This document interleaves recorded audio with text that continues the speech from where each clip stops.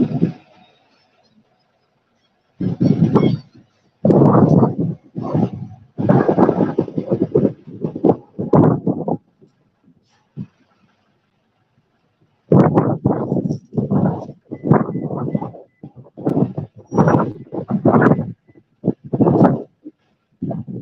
right.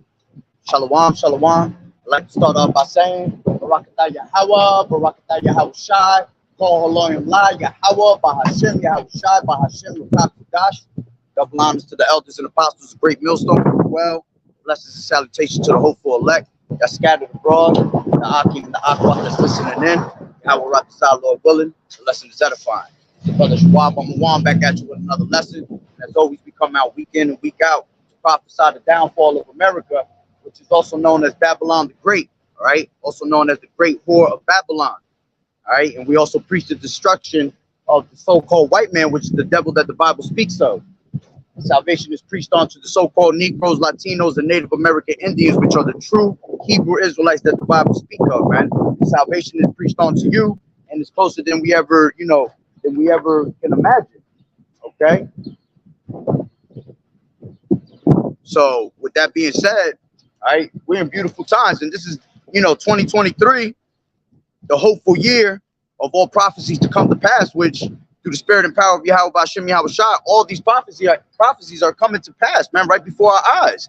But see, the only people that can see this is the elect, all right? The elect are the only people that can wrap their head around the whole entire thing that's happening. The rest of these people are lost. The rest of these people are asleep in the sorceries, okay? Caught up in all the entertainment, okay, distractions. This world right now is just filled with distractions upon distractions. That's everything that Babylon the Great is, man. A distraction to keep you away from what you're supposed to be doing, your true purpose, man, which is serving Yahawashi. Okay, but instead, our people out here lost and sauce, out here worshiping Esau, worshiping these other nations, worshiping the gods of these other nations, worshiping the things that are irrelevant. That's not going to bring you salvation, man. The only thing that's going to bring you salvation is you repenting and coming back to Yahweh Ba'Shem Yahawashi. Because if you don't, you're going to go with the rest of these people, man. 2/3 of our people got to go, all right? And the rest of these people got to go also, all right?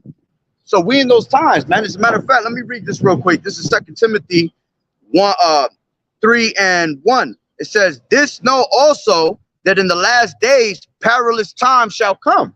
All right, and perilous goes into what? Dangerous times. All right, everything around us is dangerous, man. All right, this whole society that we're living in is in danger right now. Why? Because they're literally one crisis away from bringing out whatever they're trying to bring out. All right, their agenda, and we know what it is. Their new world order. All right, which all roads is going to lead to what? The charagma. All right, they want to put you into, digital slavery, man.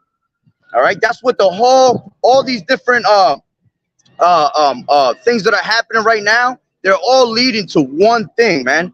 All right, they're just coming from different angles. All right, again, with distractions and everything to keep you, looking somewhere else, while behind their back they're sneaking up and they're just doing what they have to do. Okay, setting up all these different laws.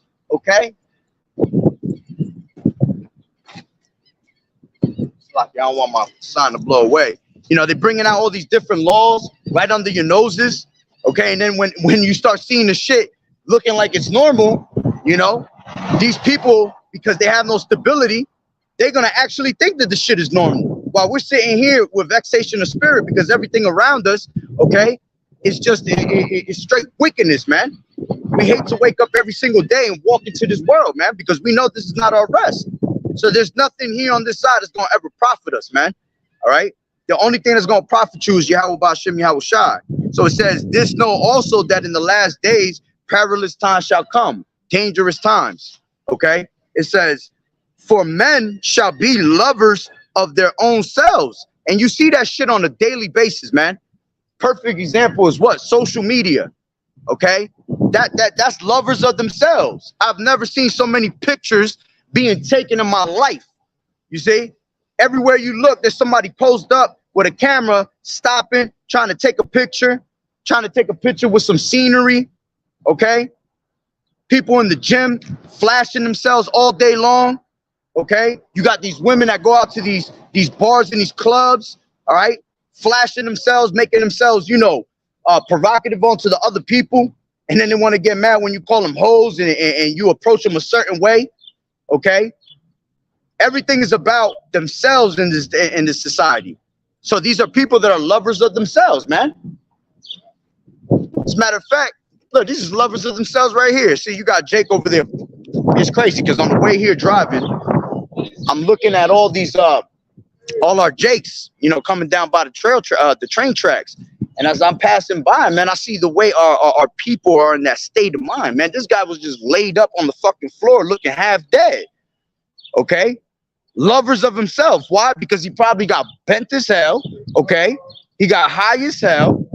You see? For his own pleasure. All right?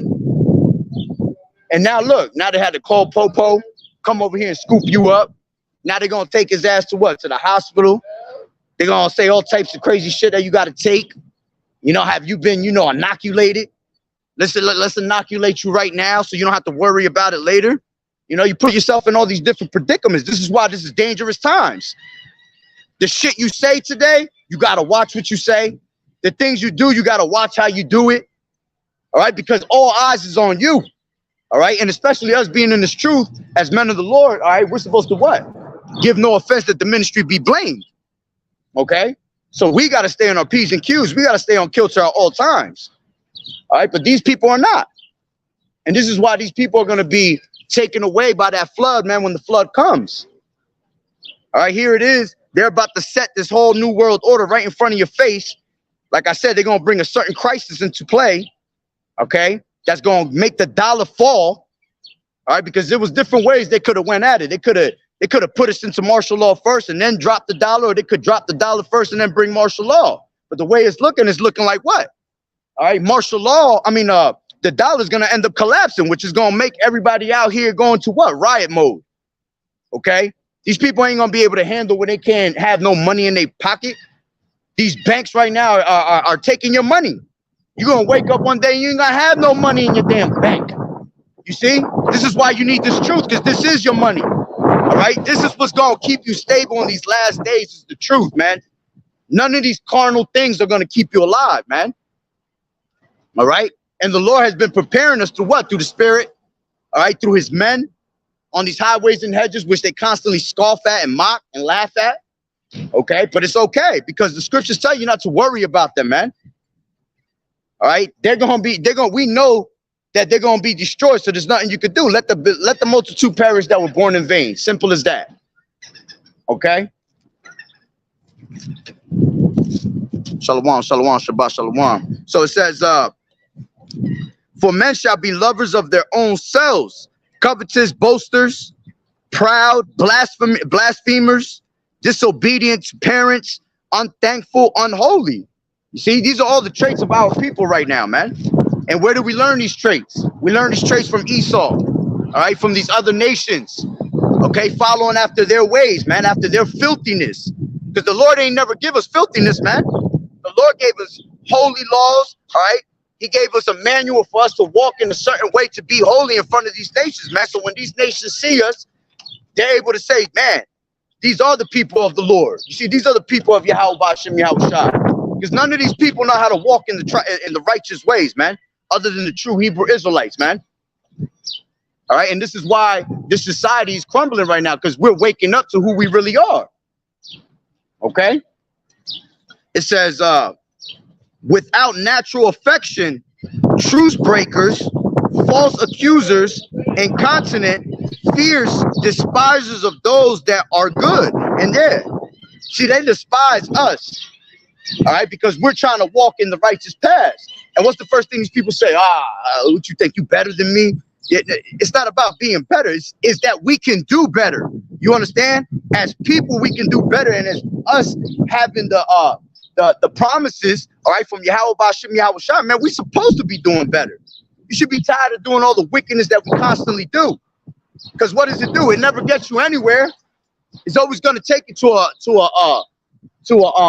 a negative situation, you know, being carnal and being wicked. But when you walk in them righteous paths, all right, the Lord's going to direct your steps, and he's going to keep you protected. All right, That's why you got to transform your mind, like it tells you in Romans 12 and 2. You have to transform your mind. Let go of the ways of this society, man, and transform your mind into that righteous mind. Because that's what's gonna be acceptable unto Yahweh Ba'Shem Yahushua. Okay? It says, traitors, heady, high-minded, lovers of pleasures more than lovers of Yahweh. See? And this society is all about pleasure. Okay, what did it tell you in Romans 1? Let me grab that real quick. All right, preach the word, my brother. All right. Preach it. This is Romans. My book is all messed up. Romans 12 and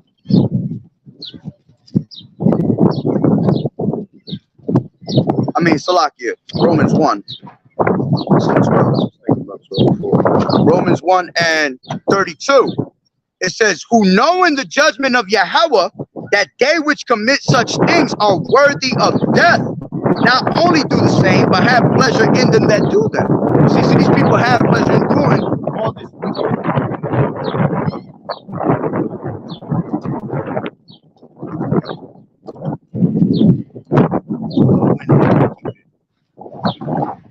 All right. So they have pleasure in doing all the wickedness that they're doing. See, and they know that it's worthy of death, because at the end of the day, you as a person, man, you have conscience, and your conscience, your spirit, man, tells you you're doing something wrong, man. All right. The only ones that had his soul is not upright in him is what? Esau, man. Because Esau is on another level. He don't have the spirit of righteousness, man. He's not a godly person, man. He was created to be the wicked, so he's gonna do wicked things. All right. Damn, another one over there. That shit is crazy as hell, man. Look at this shit. Another one over there getting taken and arrested. See, this is fiends, bro. These fiends is dropping left and right out here. They already got one in the damn ambulance. Now they got another one. You see? And here it is that you as a person, look, when I was, not to bring myself up, but when I was in the world, man, I used to do all types of shit, man. But see, even me doing all types of shit, I said to myself, like, I can't see myself like that on the floor. You know? You can't be on no shit like that. Fucking provide for yourself. Provide for your habit. Well, I'm not even going to say that, Salakia, because I don't want to encourage that. But if you're going to do something, provide for your fucking habit, man. Instead, you're looking like a whole crazy-ass person on the floor look. He was laid up on the floor, got picked up, and then all of a sudden, he's walking now. You know? That's some... Y'all can't see it, man. Some bugged out shit, though. All right? But going back to Romans 1 and 32, who knowing the judgment of Yahweh, and these people know the judgment, man. Because when you do something wrong, when you do something filthy, all right, you feeling it in yourself, man. But it's just some people like filthiness. Some people are made to marinate in filthiness. That's why the scriptures tell you what? Let the filthy be filthy still. Okay? Now going back to 2 Timothy 3 and 1. This know also that in the last days perilous times shall come. For men shall be lovers of their own selves, covetous, boasters, proud, blasphemers, disobedient to parents. And look, that's another thing. Disobedient unto the parents, man. This young generation, man, they have no fucking morals of respect. Okay? Disrespectful as hell. They don't appreciate anything you do for them. Okay? Which at the end of the day, you can almost go twofold on that, because the parents in the scriptures also represent us being, going into the elders. You see? These people are disobedient unto the elders, because the elders is bringing out the word to you, which is coming through the spirit and power of Yahweh Ba'Shem Yahushua, because that's how he speaks to you. Luke 1 and 70, all right? 1 Samuel 9 and 9. When someone went to inquire of the Lord, they went what? All right, they have to go to the prophets and the seers, man. Okay? Matter of fact, it tells you this right here. This is... One second.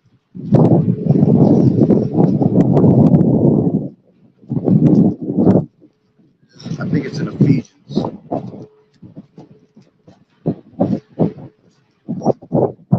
One more. That's right by that. There you go. Ephesians 6 and almost like he did. 1. It says, children, obey your parents in the Lord, for this is right. All right, children going into what? Going into the people of Israel, man. Our people.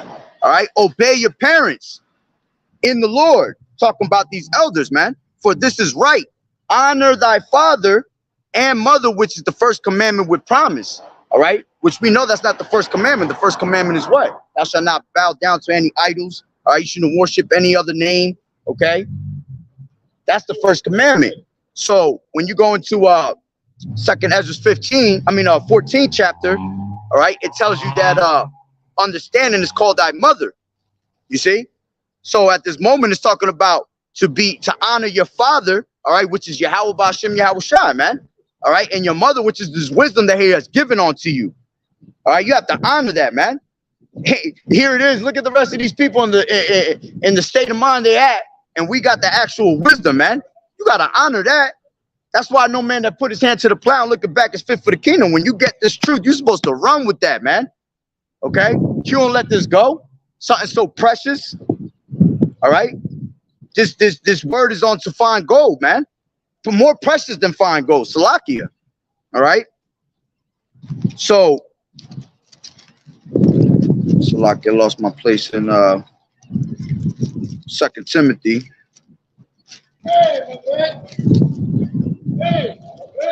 People bugged out. 2nd Timothy. Let me get there. There you go. 3 and 3. Okay, without natural affection, truce breakers. Yeah, and these people have no natural affection. Okay, here it is. You got a bunch of, you already know what I want to say. All right, a bunch of butterscotch crimpets running around this damn society. Okay, confused as hell, don't know what the fuck they are. They don't know if they should piss standing up or they should sit down at the moment. All right, that's the confusion of Babylon. Okay. It says, so without natural affection, which, let's grab that real quick. Back to Romans 1. I was just there. I should have held it. This is Romans 1. You know what? I'll do it like this instead. I got my phone.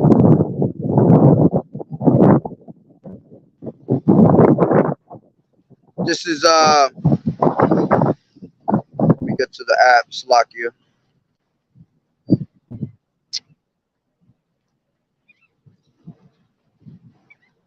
This is Romans 1 and 25. And it says,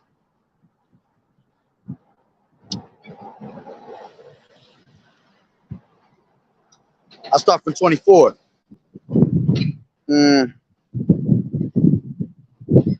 Let's start from 22. It says, professing themselves to be wise, they became fools and changed the glory of the uncorruptible power into an image made like to corruptible man, and to birds and four-footed beasts and creeping things.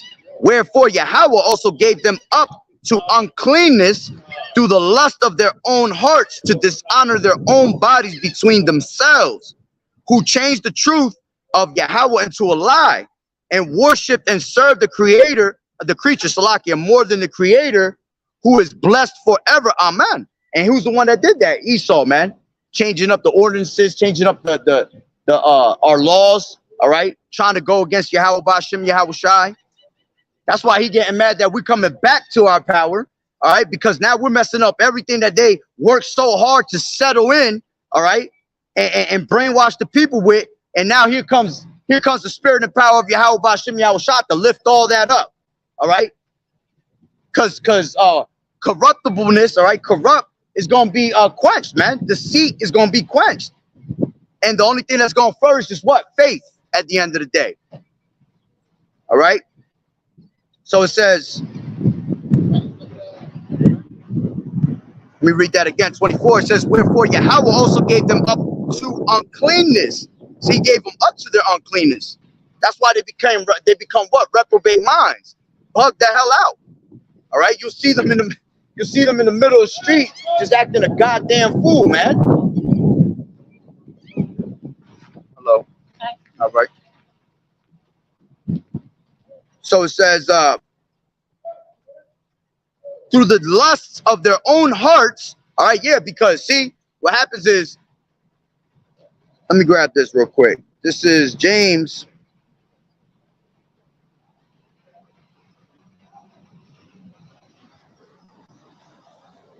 This is James 1 and I think it's like 5. Not 5, a little bit down. 12.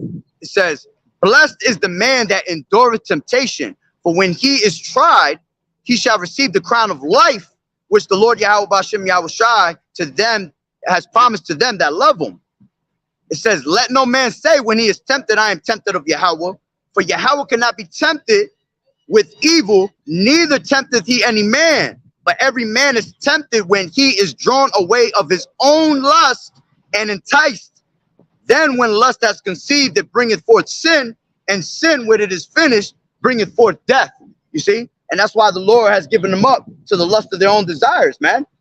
Because see, they were enticed by Satan and his thoughts. You see? And if you don't rebuke that spirit right off the bat, see that shit is gonna dwell in your mind. They'll sit there, they'll sleep there, spend the night, 2 nights if it has to. All right.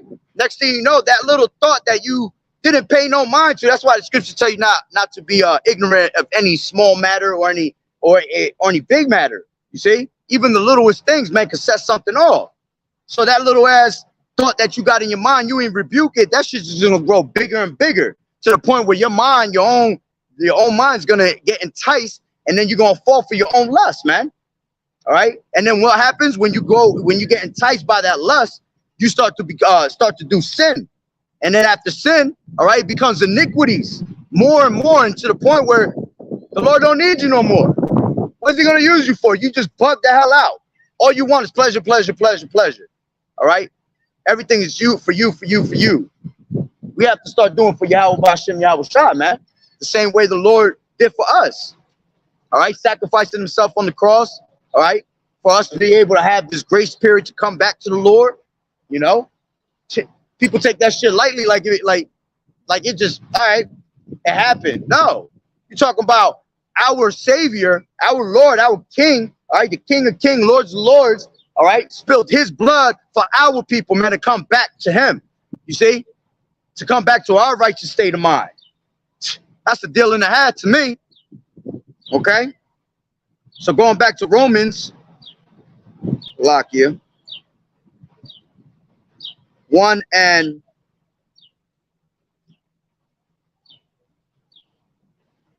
there you go. So it says 26. It says, for this cause Yahweh gave them up onto vile affections. Onto vile affections. Oh, no, so let me get it from 24. Wherefore Yahweh also gave them up to the uncleanness through the lust of their own hearts, to dishonor their own bodies. Yeah, and that's what happens. See, they dishonor their own bodies. Your body's your temple, man. So you dishonoring your temple. So if you dishonoring your temple, you dishonoring Yahweh B'Shem Yahushai, man. Okay? It says to dishonor their own bodies between themselves. Woo! As a matter of fact, you know, that's the spirit. It just crept up in my mind. See, that right there is why these people gonna end up taking that MOTB. You see? For their own. Man, I hate when that does that. If I move my phone, it goes all the way back to the top. Let's read this again. It says, wherefore Yahweh also gave them up to uncleanness through the lust of their own hearts, to dishonor their own bodies between themselves. So think about it this way on a spiritual note, right? These people don't believe in Yahweh B'Shem Yahushai. These people lean to the understanding of Babylon the Great, right? They go after the shadow of Egypt, like the scriptures tell you in Isaiah 30. Okay? So when the time comes, if you don't have the stability and you don't have Yahweh B'Shem Yahushai protecting you, like it tells you in Proverbs 18 and 10, all right, that the name of the Lord is a strong tower and the righteous man runneth into it and safe. If you don't have that name, see, what's approaching us is that hour of temptation, you see? And people taking it, they hear hour of temptation and it sounds short. It sounds like nothing. But you see, that hour is an hour of the Lord, man. So it's going to be a long time. It's going to be a long process of being tempted, all right, for you to end up taking this MOTB. All right, so back to what I was saying. If you don't have YAHAWAH'S to protect you, the Lord going to make you line up for that shit, man. All right? He tell you right here. Look it up in the spiritual sense. Wherefore Yahweh also gave them up to their uncleanness, okay, through the lust of their own hearts. When these people go out and they take this MOTB, it's going to be because it's through the lust of their own hearts, because they're going to want to go back to the ways of society. They're going to want to go back to having fun, all right? They're going to want to go back to eating, all right? Eating a filet mignon, all right, with some banging at, not even banging, Salakia. with some abominated ass shrimp on the side and all that extra shit. All right. Hold on, Salakia. It said, through the lust of their own hearts, to dishonor their own bodies. See, that's why the Lord gonna let you line up, and you're gonna dishonor your own body. You're gonna dishonor your own body and take that damn thing, all right, that thing right in your right hand, because of the lust of your own heart. Because of wanting to go back to this filthy ass place. Misery love company. That's why they ass want to stay here. They want to be miserable with the rest of these people, man. So on a spiritual note, the Lord gonna give these people up to the lust of their hearts, to their uncleanness, and He gonna make them line up, and they're gonna end up taking that straight MOTB right in that right hand, and they're gonna dishonor their body for that, man. You see? Shalom, shalom. So going back, continue reading. Just something that popped up in my head. All right. It says, for this cause Yahweh gave them up onto vile affections. Salaki, I was supposed to go up too. Wherefore Yahweh also gave them up to uncleanness through the lust of their own hearts, to desire their own bodies between themselves, who changed the truth of Yahweh into a lie, and worshipped and served the creature more than the Creator, who is blessed forever. Amen. All right. And Esau, make sure that you worship in every other God other than your true power. Okay. It says, for this cause Yahweh gave them up onto vile affections. All right. Filthiness, man. Unclean shit. Shit that you ain't supposed to be doing. All right. If you look at how these people are that are fruitcakes and shit. Oh man, you can't even fucking look at these people, man. What they got to say, what comes out of their mouth, the dumb shit that comes out of their mouth, the filthiness, the way they act, you know, the way they look at you and they look at everybody else when you're the one that's got the fucking problem. All right. It says, for this cause Yahweh gave them up onto vile affections, for even their women did change natural use into that which is against nature. All right. And we see that. This is why it's spiritually called Sodom and Egypt, man. Same spirits that were in the time of Sodom and Gomorrah, they're here today, man. Doing the same shit, but even worse. They done came out with, I don't even want to say new ways, because there's nothing new under the sun. All right. But they done figured out other ways to do even more wickedness and add more wickedness to the shit they already know how to do, you know? So it says, for even their women did change the natural use in that which is against nature, all right? And what's the natural use, man? A man and a woman, you know, themselves, you know, coming together to have a baby, okay? That's the natural order that the Lord had given us, man. All right. Nowhere in the scriptures does it tell you that the Lord said, "Be with a, if you're a man, be with a man, and you're a woman, be with a woman." Absolutely not, man. Okay. Which, matter of fact, let me grab this precept real quick. This is Jude. This is what's gonna happen to these people, man, for being wicked as hell. This is Jude 1 and 7. It says, even as Sodom and Gomorrah even as Sodom and Gomorrah and the cities about them in like manner, giving themselves over to fornication and going after strange flesh, are set forth for an example, suffering the vengeance of eternal fire, man. All right. So Sodom and Gomorrah, that actually happened, man. There's real history on that. To this day, you still got an unbelieving soul, like it tells you in the scriptures. I believe it's a Sirach, or it might be Wisdom of Solomon. But there's still an unbelieving soul there. Lot's wife. That shit real, man. To this day, you can't go where Sodom and Gomorrah was. You can't go over there and live, man. Too much sulfur. Okay? So that was an example to show our people that if you act like this is what's going to happen. And that's what's coming, but even worse.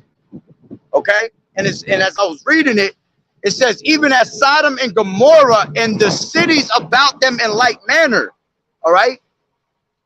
Sodom and Gomorrah is today Babylon the Great, basically. Right? Because it's spiritually known as Sodom and Egypt. And then it says, and the cities in the like manner. Well, in this society, what do you have? What do you have all these other nations doing? All these other nations are following after the ways of Babylon the Great.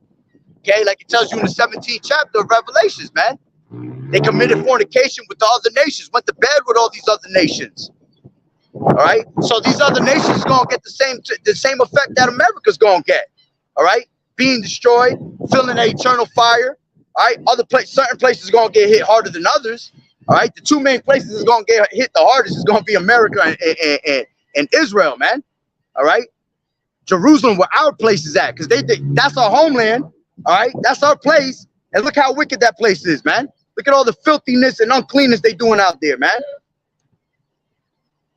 All right, so all these cities that follow after America, it's almost like those cities from back in that like manner. You know what I'm saying?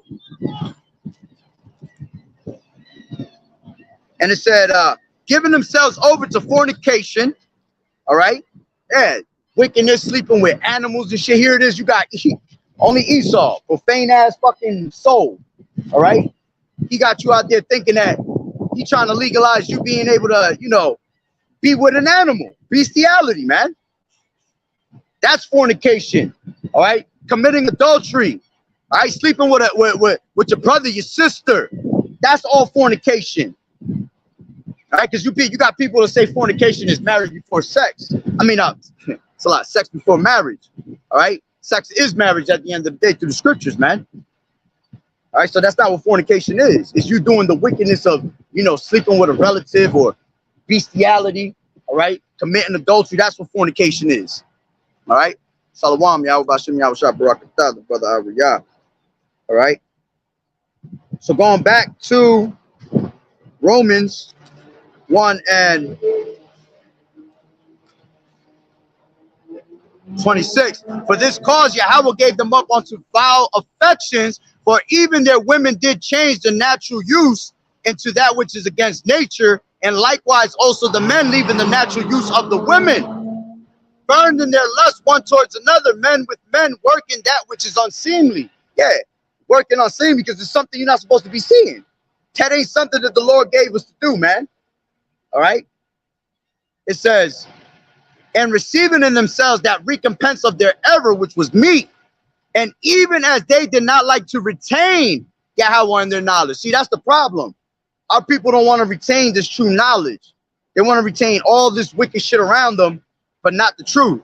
Because the truth, if you could retain it, that's what's going to cleanse you, man. All right, that's what it tells you in Psalms. What is that? Psalms 119 and 9. All right. How withal should a young man cleanse his way? By what? By taking heed of this word. All right. So if you take heed of this word, the moment you start to take heed of the word and start to believe, you're already going through that purification process, man. The Lord already cleansing you in and out. All right. But that's the problem. Our people won't retain the knowledge of Yahweh Shem Yahushai. They retain fucking foolishness, man. All they retain is something that is not for a benefit, man. It's the knowledge of this world, which the knowledge of this world is what? Foolishness to the eyes of the Lord. The knowledge of this world is the knowledge of Esau, man. So it says, Salakia. It says, and even as they did not like to retain Yahweh in their knowledge, Yahweh gave them over to a reprobate mind to do those things which are not convenient. You see? So you got people to talk about, you know, you got free will. You ain't got no free will, man. Everything's through the spirit and power of the Lord, man. The spirit and power of Yahweh Bashem Yahushua. So if the Lord wants you to be a whole flaming bagel, all right, that's what you're gonna be. Okay? And it's telling you right there. Let's read that again. It says, and even as they did not like to retain Yahweh in their knowledge, Yahweh gave them over to a reprobate mind. See, you're given over to a reprobate mind through the spirit and power of the Lord, man. To do those things which are not convenient. Being filled with, and those things that are not convenient, all of them, none of them lead you to the kingdom. You see? All of that shit is wickedness that's just going to lead you to damnation. It says, being filled with all unrighteousness, and that's what our people are filled with, all unrighteousness. Okay? Let's grab real quick a precept. This is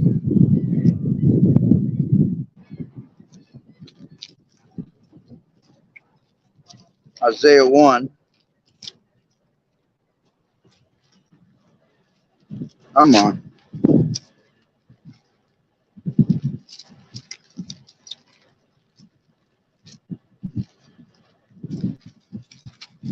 It's right there. There you go.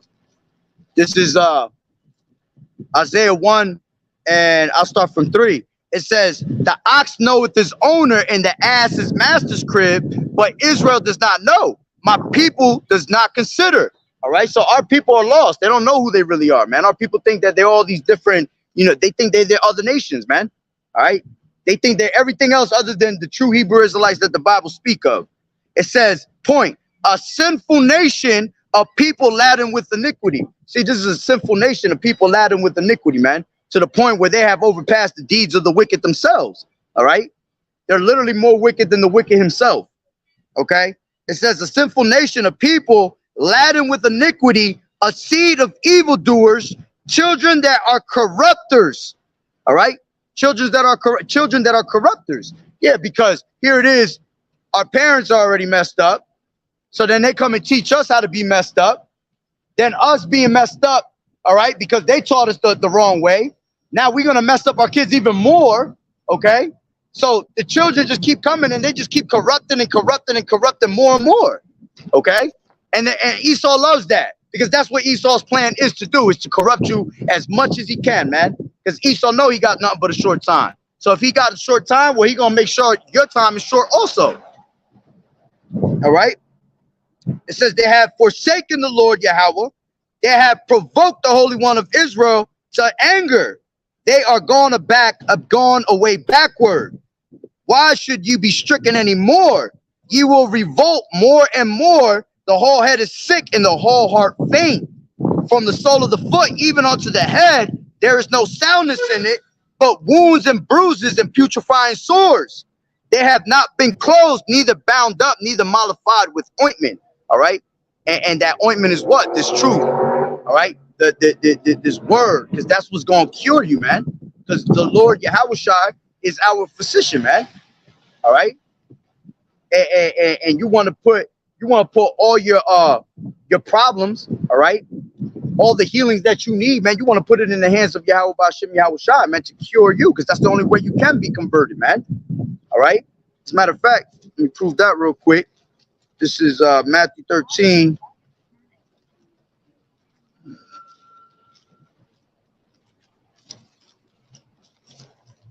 It was 13.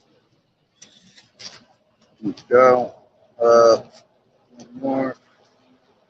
This is Matthew 13, and I'll just get straight to the point. 15. For this people's heart is waxed gross, and their ears are dull of hearing, and their eyes they have closed, lest at any time they should see with their eyes and hear with their ears and should understand with their heart and should be converted, and I should heal them. All right. YAHAWAH'S is going to heal you, man. That's the only way you're going to make it out, is if the Lord transforms you, man. And this is why you got to give that effort, showing that you want to be transformed, man. Because anybody could just say that shit, man. But actions speak louder than them words. So you got to prove to the Lord. All right. That's why when this wisdom is given onto you, you have to prove it. All right. Matter of fact, let's grab that real quick. My bad. I'm jumping all over, but I'm going to hit them points. This is Ecclesiasticus. I want to say it's the 4th chapter. Ecclesiasticus 4. Yep. This is Ecclesiasticus 4, and I'm going to start from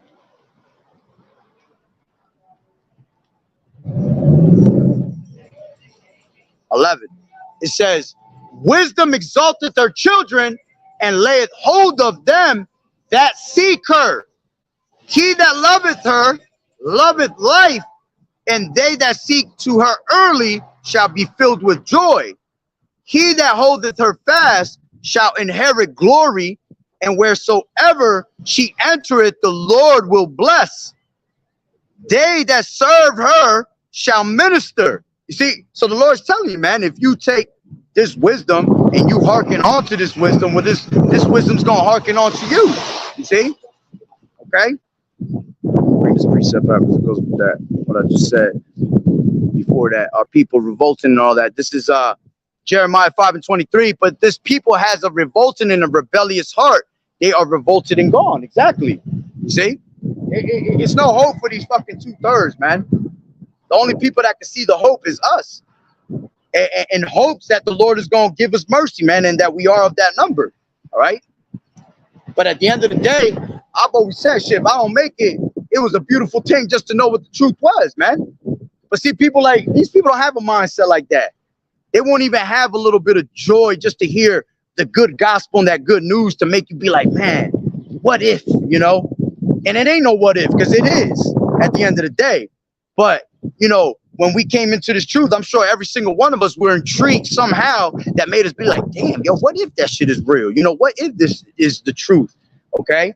And the more we read, the more we searched, just like it's telling you right here. Let's grab it again. It says, he that loveth her, Salakia, wisdom exalteth her children and layeth hold of them that seek her. He that loveth her loveth life. They that seek to her early shall be filled with joy. You see? And he that holdeth her fast shall inherit glory. All right. And that's right. And that's what the Lord told us, right? He said, hold that which thou hast. All right. Let me grab that real quick. This is, what is that? Revelations 3. Revelations 3 and 11. Behold, I come quickly. Hold that fast which thou hast, that no man take that crown. And what's that fast? This truth, man. All right, this wisdom that you got. Let nobody snatch that, because that wisdom is a crown. This wisdom is a crown of life, man. So it says, he that holdeth her fast shall inherit glory, and wheresoever she entereth, the Lord will bless. Yeah, because into a malicious soul she cannot enter. All right. So wherever she does enter, whoever does have this wisdom and is able to receive it, well, that's a blessing, man. That's a blessing through the Spirit. All right. It says,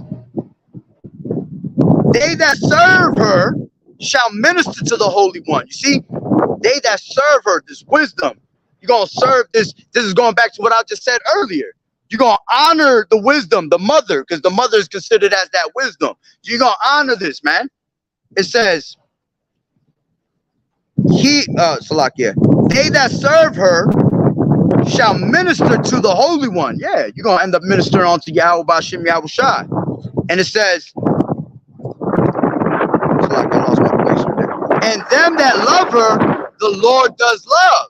Yeah, and what does it tell you in, I believe that's Wisdom of Solomon, the 7th chapter, all right? That the Lord dwelleth with none that have no wisdom, that loveth wisdom. Let me just get it so I don't butcher it. 1 second. Wisdom of Solomon, 7th chapter, I believe it is. Yep, 28. For Yahweh loveth none but him that dwelleth with wisdom. You see? So going back, it says, whoso they that serve her shall minister to the Holy One, and them that love her, the Lord does love. Whoso giveth ear unto her shall judge the nations, and he that attendeth unto her shall dwell securely. If a man commit himself unto her, she shall inherit her, and his generation shall hold her in possession. You see, yeah, because you're gonna be able to pass that down onto your children, man. You see, us coming to this truth, we try to teach our children to the best of our ability. You know, it doesn't always work in our favor because our children are pretty much fucking Babylonians, man. All right, we can only teach them. We teach them. You know, you're gonna train your child to do the right thing, man.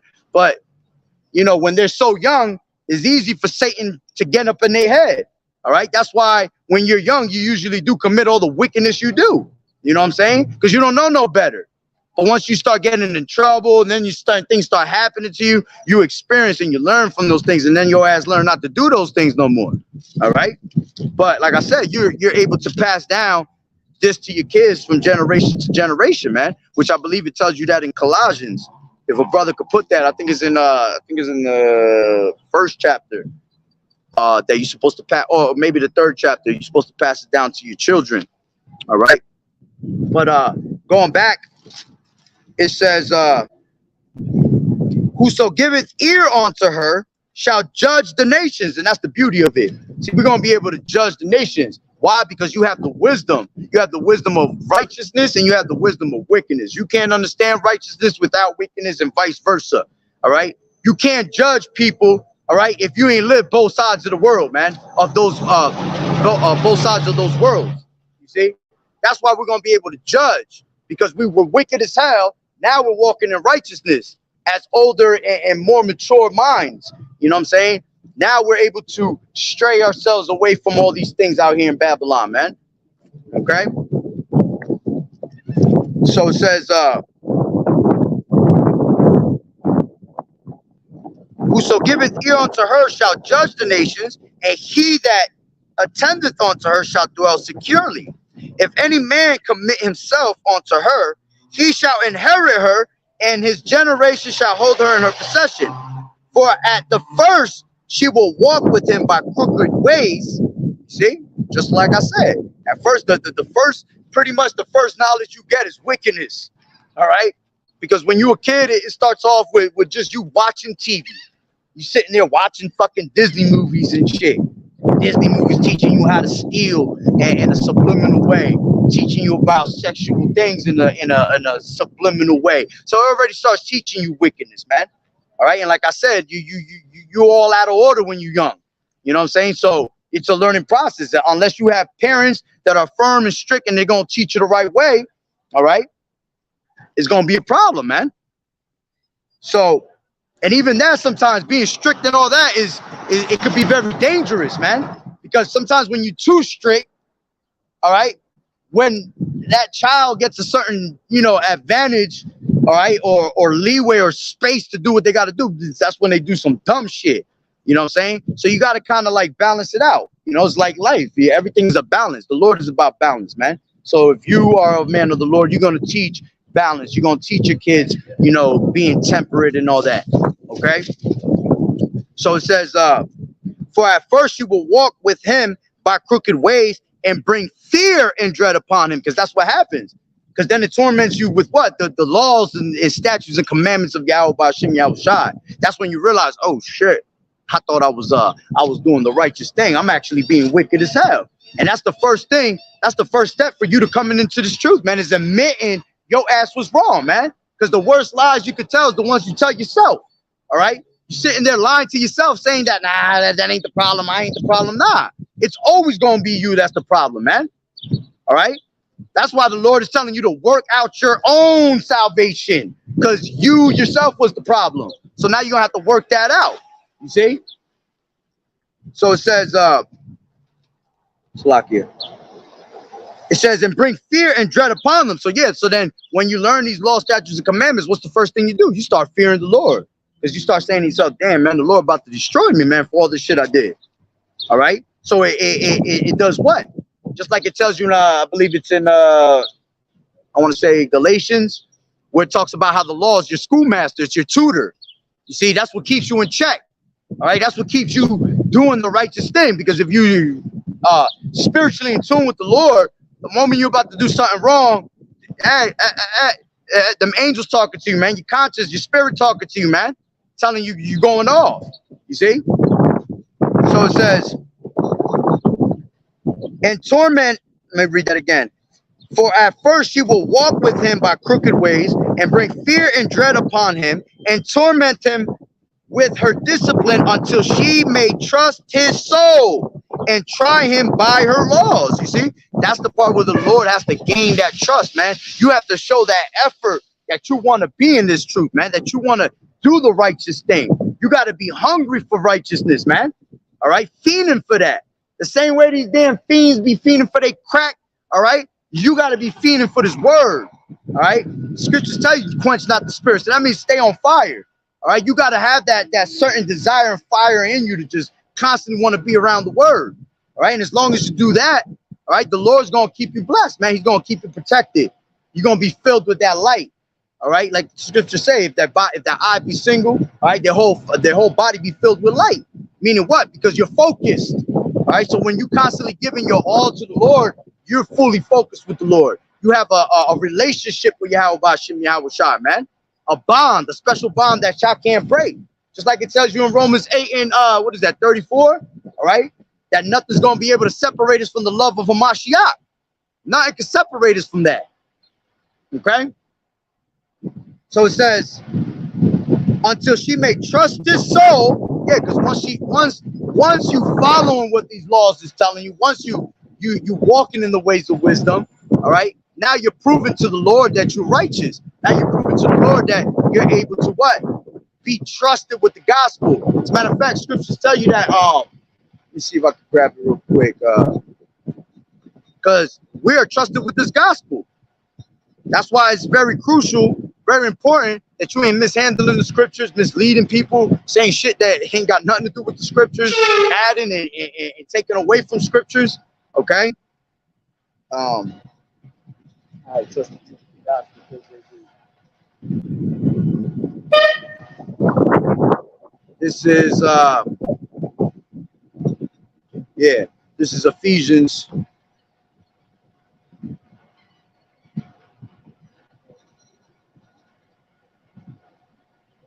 Hold on. No, that's not it. That's not it.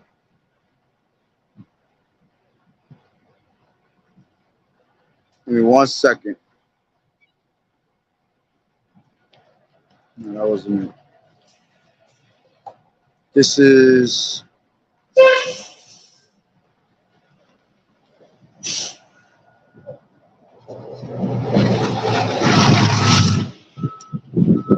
Give me 1 second, Salakia. It's gonna egg me.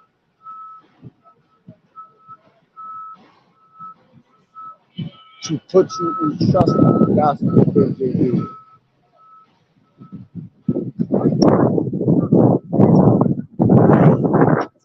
Oh, there you go.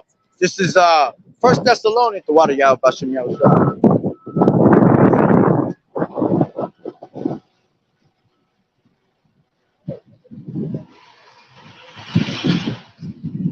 This is Salakia. Sign was about to fly. Come on.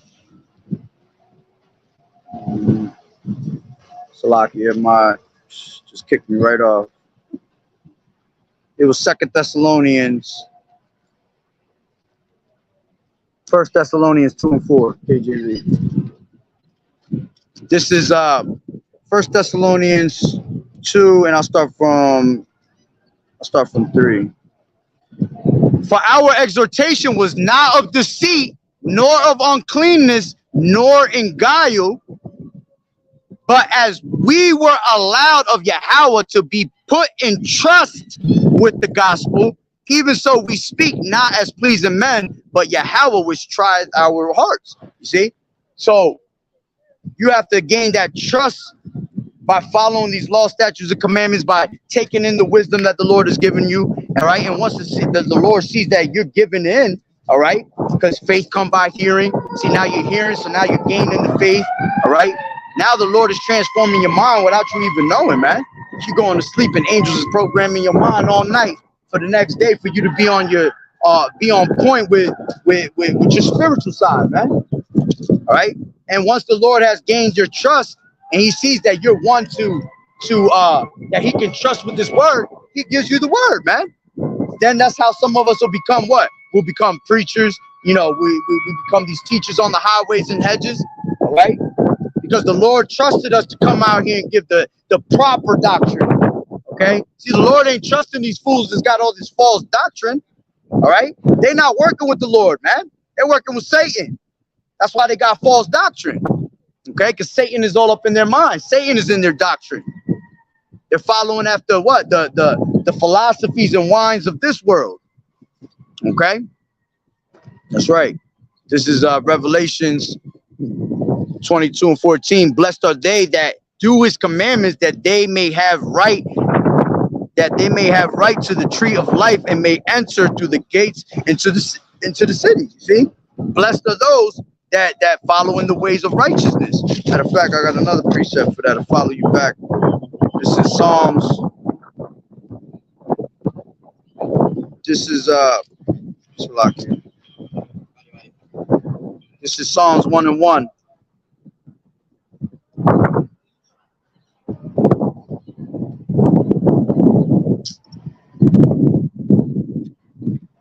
This is Psalms 1 and 1.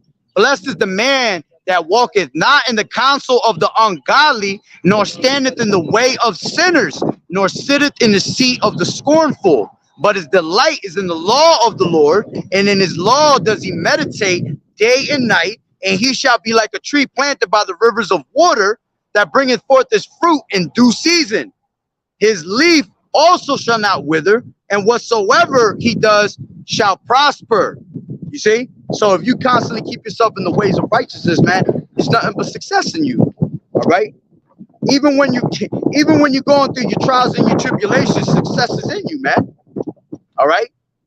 Because that's a beautiful thing that you're going through those trials and tribulations, because it shows you that the Lord is dealing with you, man. Because if he's not dealing with you, then you become what? You're considered as a bastard and not a son. All right? Chastisement is something you want from the Lord, man. You want to be corrected, man. Because that's you taking into consideration the word that's given on to you. Okay, as a matter of fact, let me grab Baruch. This is Baruch 4 and 1. It says, this is the book of the commandments of Yahweh, and the law that endures forever. See, it endures forever. Laws is never done away with. Got these Christians that tell you the laws are done away with and all that. It ain't done away with, man. The law endures forever. Okay, even when we get in the kingdom, it's going to endure forever. Why? Because it's going to be in our laws. It's going to be in our inward parts. Okay, so we're going to automatically follow the rules, man. We're going to follow what's righteousness. You see, so that law is going to endure forever. Okay, it says, all they that keep it shall come to life, but such as leave it shall die. And that's plain and simple. You see, this is why you have no choice but to turn back to the Lord, because if you don't, well, then you're going to perish. All right. You don't repent, you perish. Okay. So going back, it says, matter of fact, let me see what brother's got here.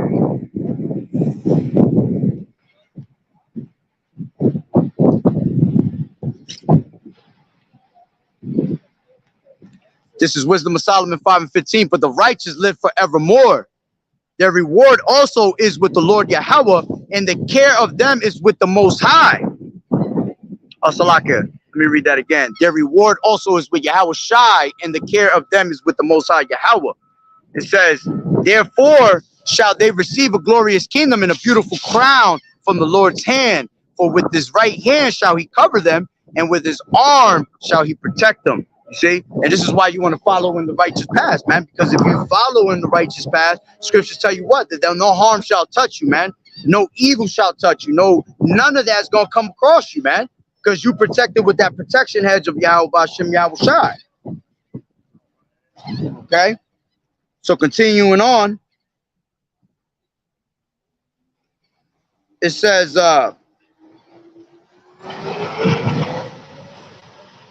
if any man commit himself unto her, he shall inherit her, and his generation shall hold her in possession. This is back in Ecclesiasticus 4:17.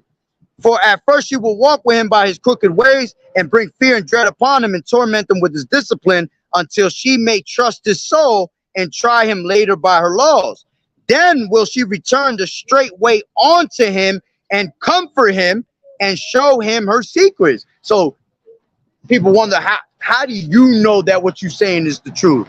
Well, according to the scripture, it says, then will she return the straight way unto him, and comfort him, and show him her secrets. So what does it tell you in Ecclesiasticus 39:1? All right, when you meditate day and night of the Lord, all right, you end up getting what? You get the secrets of everything.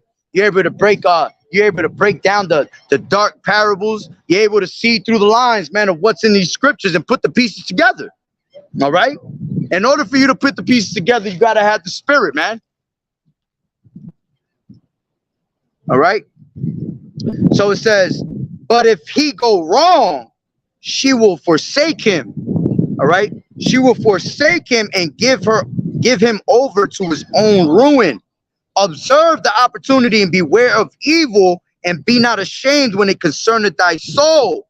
For there is a shame that bringeth sin, and there is a shame which is glory and grace. All right. And you want to what? You want to suffer for righteousness' sake. You don't want to suffer for that wickedness' sake, man. All right. It says, if he go wrong, she will forsake him, and give him over to his own ruin. All right. That same wisdom that you learned, all right, the Lord is going what? He's going to use that against you, man. All right. You're no longer going to have wisdom. Now you're going to have to walk in the ways of no wisdom. Okay. Shalom, Yahawah'S, Yahushua Barakatah. Brother Yuan. All right. So now let's go back to, I know I started going all over the place with precepts. But I know I was in 2 Timothy. That's what led me to everything. We was talking about perilous times, you know, the times that we're in, how this all matches up with our people. All right. So, let me fix this Bible real quick.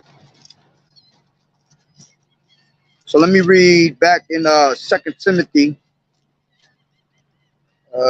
3 and I was at 4, where it said, traitors, heady, high-minded, lovers of pleasures more than lovers of Yahweh, having a form of godliness, but deny the power thereof. And that's our people. They have a zeal for the Lord, but not according to knowledge. See, our people, you can tell they all want to believe in something because they believe in the dumbest shit ever. All right. But they don't have the true knowledge of the Lord. All right. My people are led as a flock to the slaughter, man, because they have no knowledge of YAHAWAH'S, Yahushua, man. All right. You got Hosea 4:6. All right. My people are destroyed from the lack of knowledge. Okay. So it says, having a form of godliness, okay, but deny the power thereof. And then you got people that know they're Hebrew Israelites, that know the name of YAHAWAH'S, Yahushua, and still deny Yahushua, man. Got people that only want to worship the Lord and don't want to worship Yahushua, give no credit to Yahushua when Yahushua is the creator of all things. They don't have the understanding that Yahweh created his son and gave him the blueprint. You see? Everything is created by Yahushua. As a matter of fact, I believe it's in Philippians, Yahushua said what, man? That he thought it not robbery to be equal unto the Father. Okay? So you're supposed to worship them both. That's why we say YAHAWAH'S, Yahushua, man. You can't get to the Father without the Lord. Okay? So it says they have a form of godliness, but deny the power thereof. From such turn away. For of this sort are they which creep into houses and lead captive silly women laden, with sins led away with diverse lusts, ever learning and never able to come to the knowledge of the truth. You see? Because they all caught up in the ways of this way, all right, and don't want to Listen to the men, the pastors that's been set up, all right, according to the Lord's heart that was going to feed you with knowledge and wisdom. All right, they don't want to listen to them, so they fall into their own diverse lust of things. They're like those children, like it tells you in Ephesians 4. All right, it tells you that their children tossed to and fro with every wind of doctrine, you know, and that's why they get caught up in the sleight hand of the cunning craftiness of the people, man, of the wicked, because you're not opening your mind up to who you really are. You're not breaking them chains, them strongholds that's on your mind. It's no longer on your legs and your hands, man. It's in your mind now. Once you're able to break what you've learned mentally and reteach yourself, is when you're gonna be able to see the truth that the Lord is trying to give you, man. If it be His will, you see. This is Jeremiah 6:16. Thus saith the Lord Yahweh B'Shem Yahushai. Stand ye in the ways and see and ask for the old paths, where is the good way, and walk therein, and ye shall find rest for your souls. But they said, we will not walk therein. So the Lord is telling you to find. He's giving you the whole blueprint. All right, for you to cleanse your spirit, to walk in the righteous ways. All right, to find what? Rest for your soul. You see? And I know you Jakes need some damn rest, because y'all be the laziest fucking people, man. So your ass is definitely tired, and your ass can use that rest. So if you want that rest, you gotta come back to this truth. All right? That's how you're gonna get your true rest. Because here is not your true rest, like it tells you in Micah 2:10. Arise and depart ye, for this is not your rest. All right, this place is gonna what? Destroy you with a sword destruction. Okay? And the destruction is about to happen. That sword destruction is literally about to happen right in front of your face, man. Because again, here it is. They got this whole setup for this new world order. The stages are set. All right. All they're waiting for is for everybody to pick up the walkie-talkie at one time and say, let's open the curtains all at once together, you know? And that's just gonna catch everybody by surprise. As a matter of fact, now that I'm saying that, I was just thinking about something, because before let me bring this out real quick, just to get into this. Because right now you have this BRICS shit, all right, which it goes into what? It goes into here, I'll bring it out. It goes into Brazil and all these other countries coming together, all right, with their own digital currency and all that shit. Give me 1 second. Because it was funny how I seen this. Let's talk what this BRICS is. All right. It says Brazil, Russia, which I'm sure everybody's known about it because brothers is going into it. All right. But it says Brazil, Russia, India, China, and South Africa. All right. That's what BRICS stands for, is bringing in those countries. And it says the idea of the BRICS was formulated by chief economist at Goldman Sachs, Jim O'Neill, in 2001 study entitled Building Better Global Economic BRICS. It became an Anatolic, I don't know how to say that word, Slovakia, category in economic, financial, businesses, academic, and media circles, right? So I was looking at that, and I was looking at how it says the categories are economic, financial, business, academic, and media circles. All 1, 2, 3, that's 5. All 5 of them have to do with straight money. Straight money. And that's how you know that they're about to bring in that MOTB. All right, because they want to drop that dollar. So every single one of these things got to do with with making money. Okay. Now it says on the bottom, it says the purpose of it, it says, is an acronym for the powerful grouping of the world's leading emerging market economies, namely Brazil, Russia, India, China, and South Africa. The BRICS mechanism aims to promote peace and security, development, and cooperation. All right. And this is what I'm saying, that destruction is about to creep up on everybody all of a sudden. Because what does it tell you in grab that real quick. This is 1 Thessalonians 5 and it's like it's not 5:3.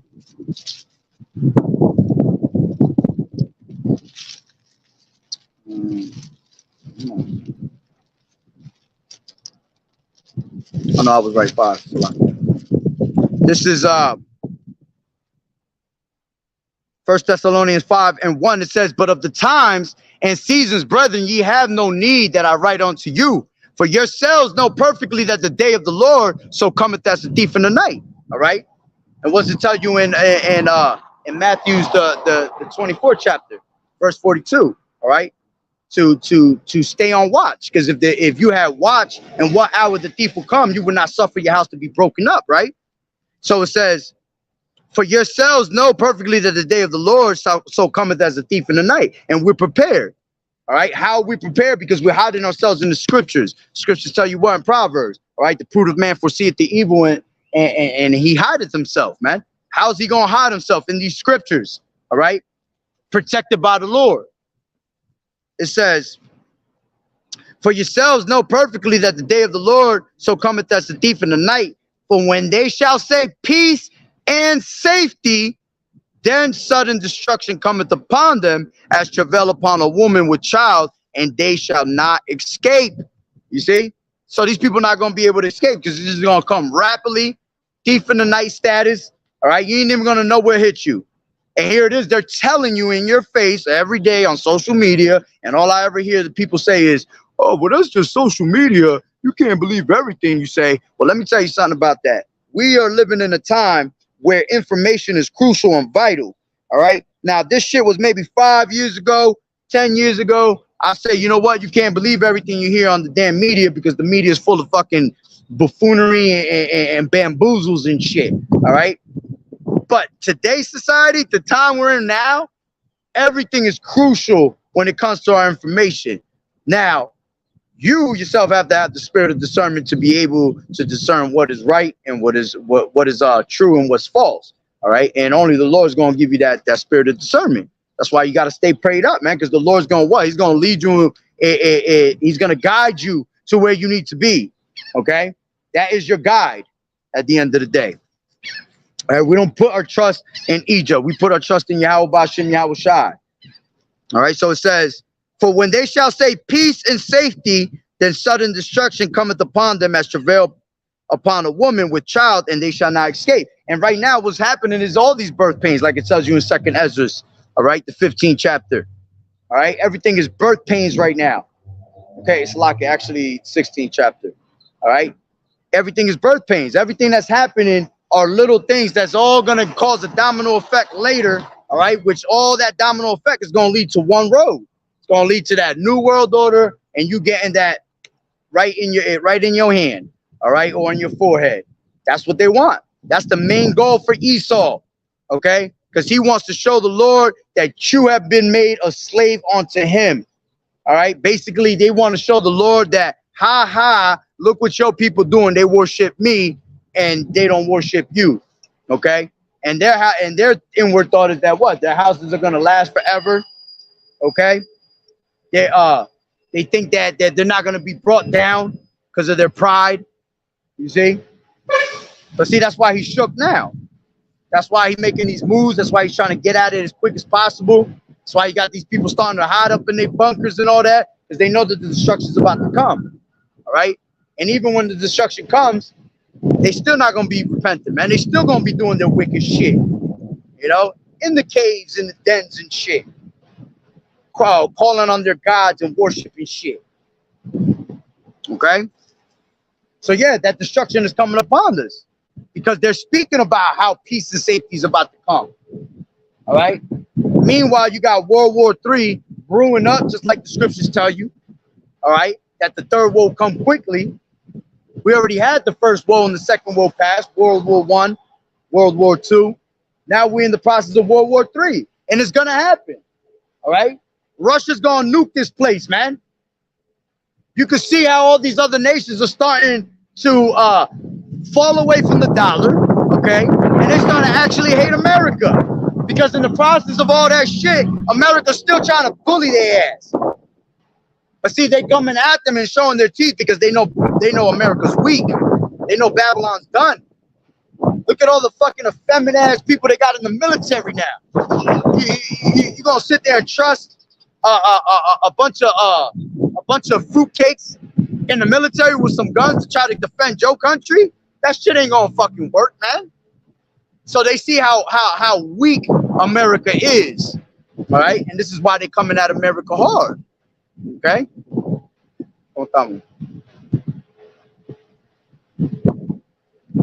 All right. So going back to where I was at before. My bad, I just jumped around for a second. As a matter of fact, you know what? Let me grab Revelations 13, 16. Since we're talking about that. This is damn. Forgot I lost those pages. Give me a second. This is Revelations 13 and 16. And it says, and he causeth all, both small and great, rich and poor, free and bond, to receive a mark in their right hand or in their foreheads. All right. And we've gone through these breakdowns over and over and over again. All right. Mark going into charagma. All right. Charagma going into charax. Charax going into grapho. All right. Charagma going into an actual, etching of the skin, scratching of the surface on the skin. Charax going into the stake being used to push in this RFID into you. Okay. And grapho going into all the recording data that they need from you, basically, man. Are they going to just use you as a whole data system? All right. Because at the end of the day, they're trying to get in the temple of the Most High. All right. And what's the temple of the Most High? Us. So how's he going to sit in the temple of the Most High with this RFID, man?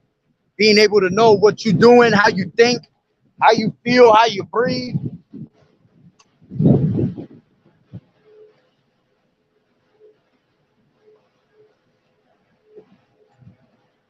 Salaki the way I'm dressed, because I normally don't wear no cut sleeve like that, but I came straight out of work.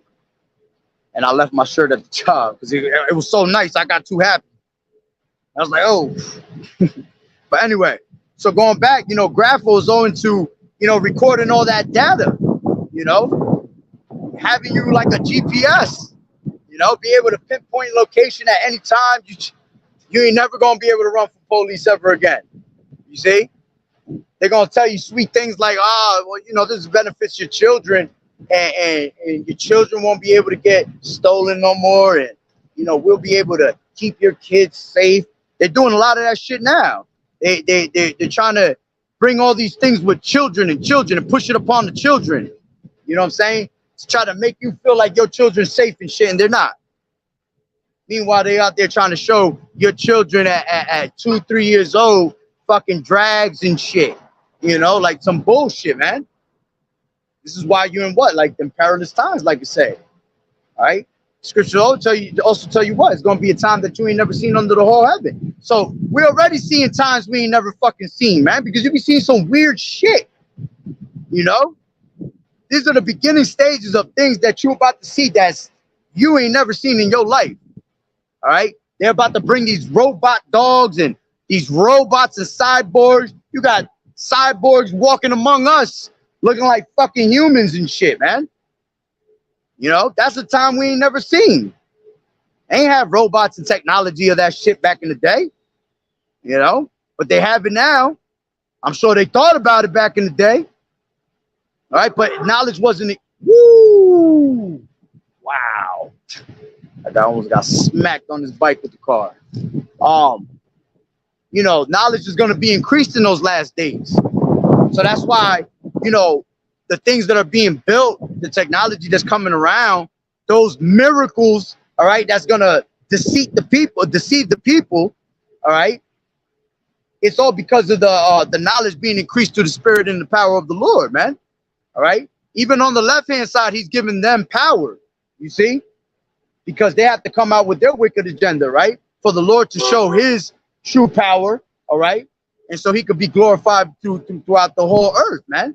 Which I can't wait for that, man. I can't wait for our Lord YAHAWAH'S Yahawashi to be glorified, man, because I get tired of hearing these people fucking calling upon these bullshit names, calling upon these fake ass deities that don't speak, that don't fucking do nothing for you, but sit there and look dumbfounded and look at your ass dumb all day long.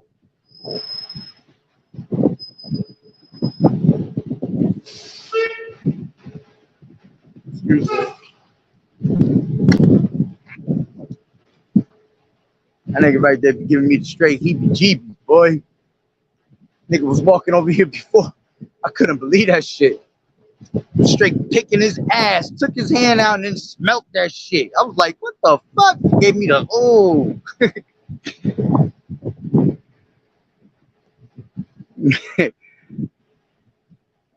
Oh yeah, I gotta go into that. Immortality is attainable by 2020, 2030. You know what I'm saying? It's simple, man. Only one person is gonna give you immortality, man. That's YAHAWAH'S Yahawashi. All right. Nobody. These devils ain't gonna give you no immortality, man. These devils ain't. Yeah. What did the Lord tell you? They're forgers of lies, man. Physicians of no value. All right. They might have a plan. Your ass gonna come out looking like a half camel, half fucking rat. You know. But nobody could do that because only the Lord could do that. That's why this devil's trying to play God. He's trying to play the roles of the Lord. He think he is the Lord. All right? But that's never going to happen. Because like I said, only the Lord could give you that. All right? As a matter of fact, let me read that real quick. This is 1 Corinthians 15 chapter.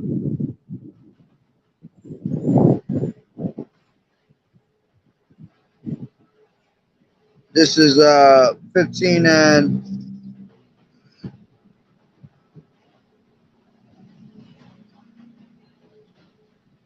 This is 51, 15 and 51. It says, behold, I show you a mystery. We shall not all sleep, but we shall all be changed. In a moment, in the twinkle of an eye, at the last trump, for the trumpet shall sound, and the dead shall be raised incorruptible, all right? And we shall be changed. For this corruptible must put on incorruption, and this mortal must put on immortality. So see, the only way you're going to be able to be immortal is by you actually putting on immortality. Not saying that I can make people be immortal through my injection seed that I'm going to put in you. No. All right. You want to be immortal, you got to change your mind. And if you're a heathen, it's just a rap for you. You beat. All right. But if you're an Israelite, right?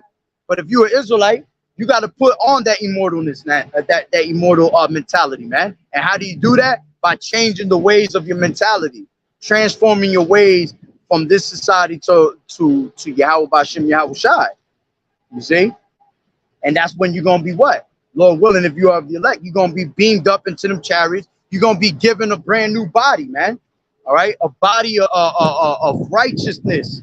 All right? A body that can never go off. A body that can never die, can never get sick. Okay? I look forward to things like that, man.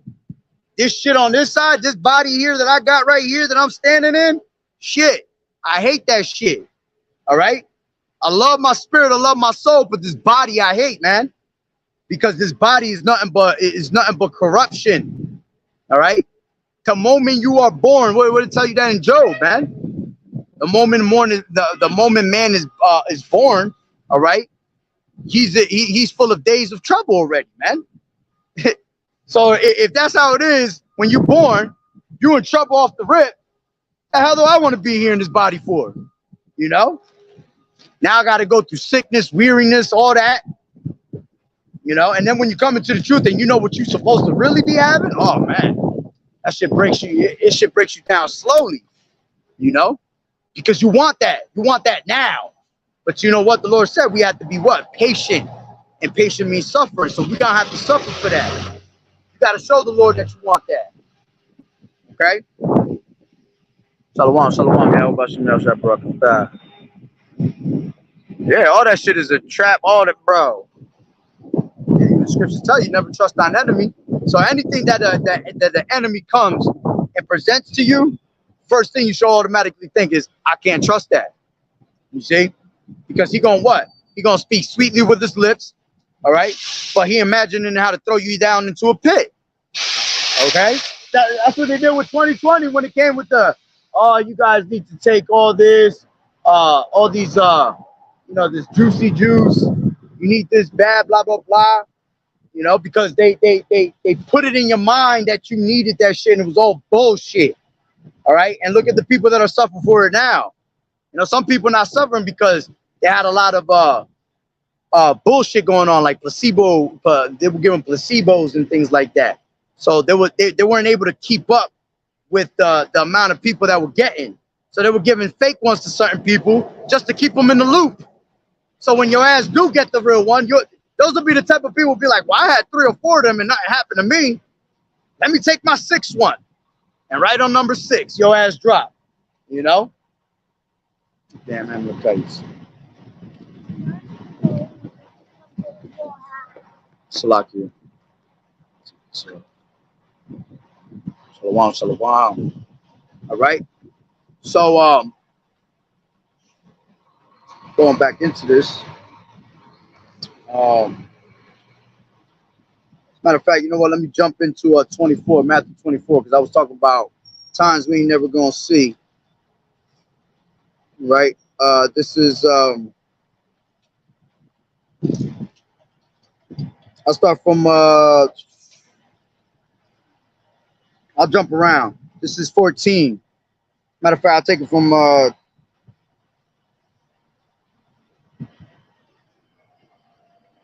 take it from 6, and it says, and you shall hear of wars and rumors of wars.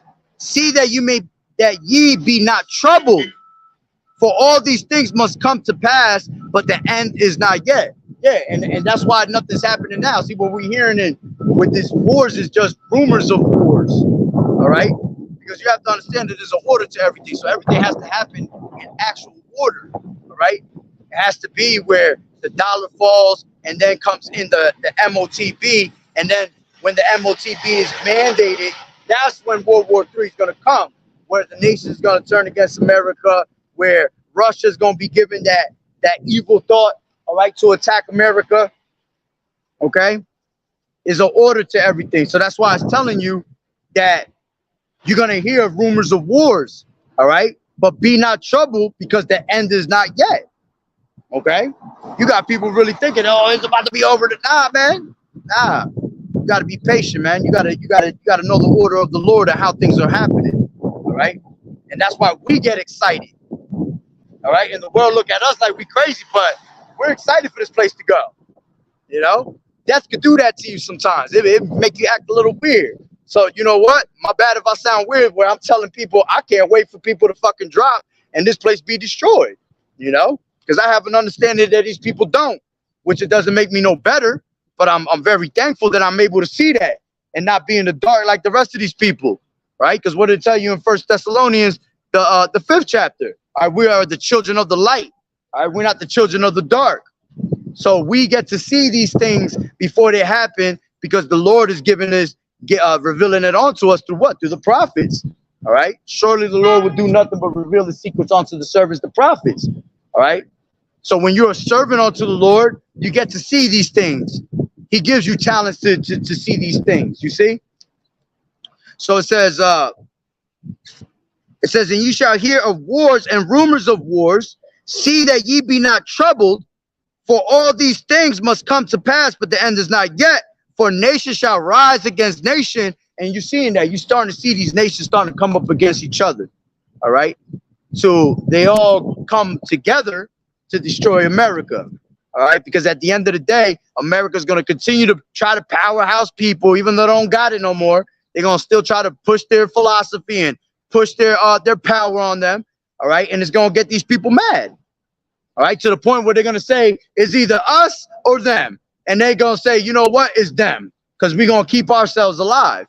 And then with all these different, like what we was just mentioning, BRICS and all that, you know, these people think that they're going to be the next powerhouses to come into rulership. Ain't nobody else coming into rulership after Esau, man, except YAHAWAH'S. So all these other nations and all these other countries that think they're going to be fucking running shit, you can get that shit out your head already. You know, you're going straight to slavery. Ain't going to be no fun for you. All right. Like brothers always say, we got next. The Lord Yahawashi has next, man. And forever and ever and ever, forevermore. Okay? So it says, for nation shall rise against nation and kingdom against kingdom, and there shall be famines and pestilences, and famine is right around the corner. See, just because it ain't happening in your backyard doesn't mean it's not coming to your backyard, right? There's other towns, there's little towns in certain states that are being hit, and they're not going to tell you about that, all right? Because they're not trying to put nobody into the panic, all right? They just rather hit you blindly. So then you wake up from one day to another and you saying to yourself, what the hell just happened? Okay? It says pestilences. Yeah, we have all types of pestilences coming. You see all these. As a matter of fact, I was just reading the last 2 days. It was talking about how AIDS and HIV and all that shit is at an all-time high. All right, and that's the Lord bringing more, bringing back those plagues. All right, bringing back those pestilences and sicknesses. All right, which the Lord also said that what He was gonna give you pestilences and sicknesses that you ain't never even hear of. All right, that were not even mentioned in this book. All right, that's in Deuteronomy the 28th chapter. Okay, so imagine that. So many different types of pestilences and sicknesses coming our way.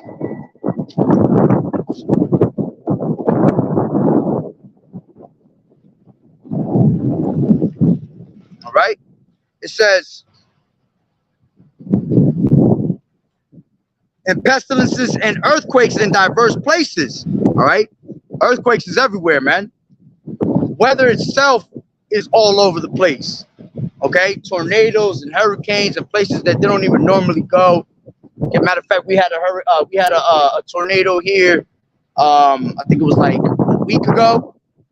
Never in history. I've been here 38 years of my life. Never heard of a damn tornado in Jersey in my life. You see, but it dropped. Okay, hurricanes, earthquakes. Okay, earthquakes in places that you would never expect for an earthquake to be.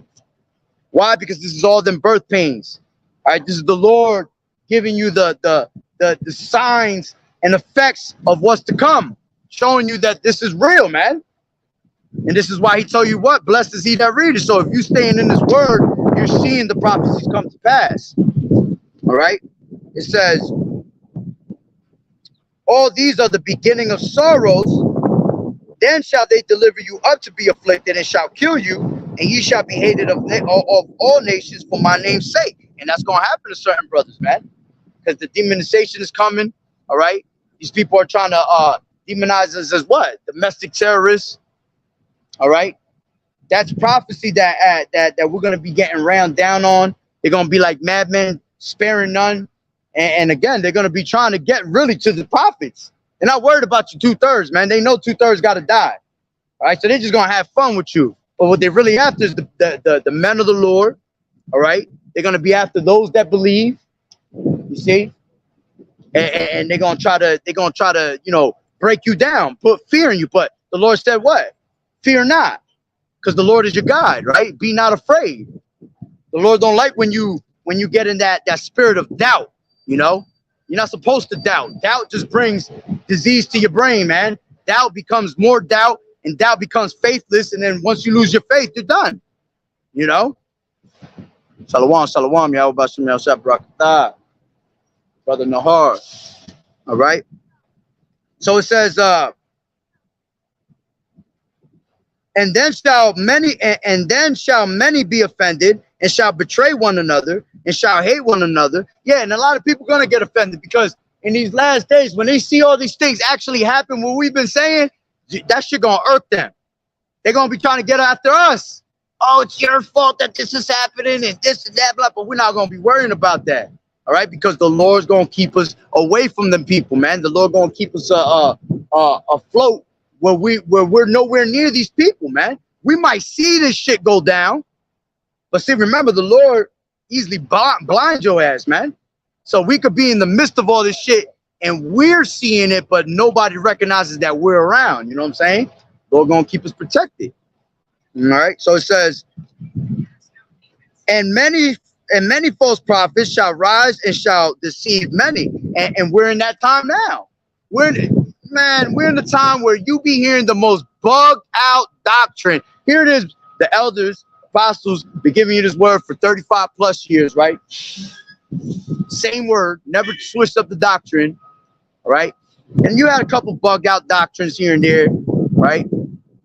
And all of a sudden, now we're in the, especially this year alone, 2023, right? We've always been hearing the bugged out doctrines because we've been rebuking, brothers been rebuking these false doctrines for a while now. But just this year alone, in the 3 months or the 4 months that we've been here, yo, I've heard some bugged out doctrine, shit that I ain't never heard before, you know? What was the newest one? I forgot what was the newest one I heard. I'm trying to remember. But regardless, it's just a whole bunch of, you know, madness being brought out, you know? Because it's going to be a lot of deceit. All right, Satan is on his sifting. Satan is, I was just talking to the brother Ariah earlier, and we was talking about that, man, how Satan is at an all-time high of really sifting you away from what's the truth. The moment that, here it is, we're trying to give people the truth, and as fast as we giving the people the truth, you got people that fall away from the truth in 2 seconds. You got Satan that'll come and fuck with them. You know, somebody might come over here, might be listening and intrigued for about 5 minutes, and all of a sudden his damn phone start ringing crazy. Yeah, oh, my girl calling me, I gotta go, I gotta let you go. Well, that was Satan right there. He just played your ass. You see? Because when something is good, something so beautiful and it has you so intrigued like that, you should not budge to not move. You know what I'm saying? I mean, you should not budge to move. You should sit right there. You know, when I heard it, I was intrigued. I was stuck on this shit, man. I was stuck on it, like zoned out. I was just like wanting more and more and more and more. And that's why we end up usually getting into problems with like our family members, our wives, our kids, because now we start paying attention to this, what's supposed to be paid attention to more. And you start not paying attention to the shit of the world. And then they hate that shit. Because now you're no longer with them. Well, what the scripture say? If the world loved you, Salaki, hold on, let me grab it. This is John. Salaki. This is 15 and 18. And John, if the world hates you, you know that it hated me before it hated you. If ye were of the world would love his own. You see?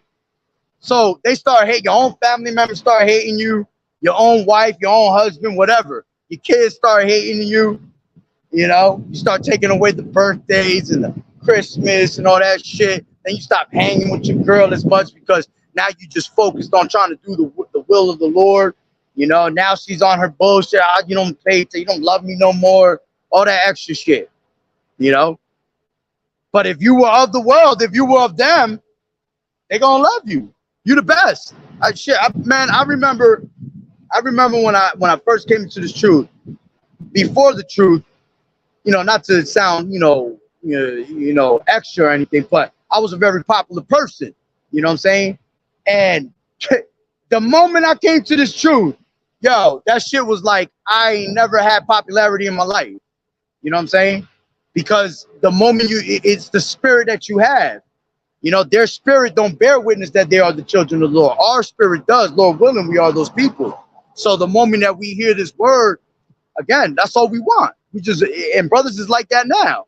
Brothers just want more and more and more and more. You know, we have our little fallouts, and because that's Satan's job. Satan's job is to come and distract you and mess you up for a little bit. All right. But, you know, we already know that we're broken down to be built up stronger and stronger every time. You know what I'm saying? And the more and every time we get broken down and we get built up stronger, that shit makes us want even more. You know what I'm saying? And that's why the challenges get even stronger. You know, as we get closer and closer to this end, yo, your challenges are gonna be really fucking challenging, man. And like, I got my own testimony. I ain't gonna get into it now because that shit gonna take me forever talking. But I gotta, you know, when the spirit allow me and the time is right, I'll bring it out. You know. I got testimonies on that shit for days, yo. It's not a joke, man. This truth is not a joke, man. All right. You can play around with it if you want, but just know if you play around with it, the Lord gonna play you. All right. And to be played by the Lord is not a good feeling, man. You don't want to be that one with the Lord when you're calling upon the Lord and the Lord tell you what, stay away from me because you were what? A worker of iniquity, man. And depart from me. Depart from me. I never knew you. That's some scary shit, man. You know, but we got to keep ourselves strong in this faith because that's what the Lord is looking for. He's looking for those that are strong. All right, strong in the mind, strong to endure. That's why he said those that endure to the end, the same shall be saved. So it's a challenge of endurance. Okay, and if you're gonna have the endurance, you gotta have the stamina for it, man. And how do you gain the stamina? By having all the oil you could possibly put in your mind. You know, don't be like them. Don't be like the 5 foolish virgins, man. That here it is. The 5 virgins had their oil in their lamps, all right, but the other 5 didn't. And what happened when the time came that YAHAWAH'S came? All right, they were taken away. Why? Because they didn't have no oil in their lamps. You got to keep that candle burning, man. That candle has to burn daily, man. Even if it's burned and it's burning, I'll still grab a lighter and light that shit up to make sure it's burnt and still going on fire. You know, that's how the mentality you got to be, you know, and hopefully the Lord can all give us that spirit to keep pushing, because it's a beautiful thing when we just keep seeing brothers pushing hard and newer brothers coming in more and more, because that just brings us to our destination quicker, man. If our people, put it this way, if these 2/3 would have woke the fuck up already, we would have been out of here already, man. It's the 2/3 that's holding us back. Literally, 2/3 is holding us back. So, we all, the more we preach, the more we bring out this word, the more it basically amps up the Lord, man. To the point where that day's just gonna come, And when that day comes, we're gonna be prepared for it. We ain't gonna be scared. All right. This is oh fuck, that shit hurt. This is 2nd Ezra 16:49. It says, like as a whore envieth a right, honest, and virtuous woman, so shall righteousness hate iniquity when she decketh herself, and she accuse her to her face when he cometh that shall defend him that diligently searched out every sin upon earth. Oof. And see, that's some scary shit right there, man. You gotta take into consideration the things we do, man, because everything is being recorded. I did a video like that a while back. Everything is being recorded by the angels, man, the good and the evil. So make sure that you doing righteously, man. Make sure you're doing way more righteous than wickedness, because I'm not gonna say just be complete perfect, because it's impossible. You're gonna go off. You know what I'm saying? You're meant to go off at one point. All right, but you're gonna try to the best of your ability to, walk in the righteous paths. And as long as you do that, you're gonna be all right. Okay? But like the brother showing you right here, man, us being in righteousness, man, we hate the wickedness of the society. And you got a lot of people out here that'll justify the wicked. Scriptures tell you not to justify the wicked. All right? You're an abomination more for justifying the wicked, all right, and letting that shit slide. You see? Like, they'll get mad if you see two flamers, all right, and you tell them that they fucking flamers, and then they want to get mad. But that's the righteous thing to do, because you fucking going off. You see? That's the problem with the society. There's not enough fucking men to open up their mouths. These motherfuckers is straight effeminate as hell. No, just let them be what they are. Well, if you're thinking like that, you must be effeminate on the side of your damn self. Because whatever you justify, that means you have some type of likeness toward it. And their thing will be like, well, it ain't bothering me. They ain't coming up to me with it. All right. But they are coming up to you with it because it's in your society. It's being pushed to your children. All right. To the point where these people are trying to make it normal. And it's not normal, man. None of that shit is normal. So scripture tell you that in Isaiah 5:20. How everything is, upside down, okay? Upside down, in and out, left, right, whatever. It's all messed up here. Straight confusion. All right? we're going then back into Matthew 24. It says 12. I'll start from 11 again. And many false prophets shall rise and shall deceive many. And because iniquity shall abound, all right. Matter of fact, hold on, another precept just popped up to my head. Going back to what I was just reading, and many false prophets shall rise, right? And shall deceive many. Well, if you, this is Matthew 7.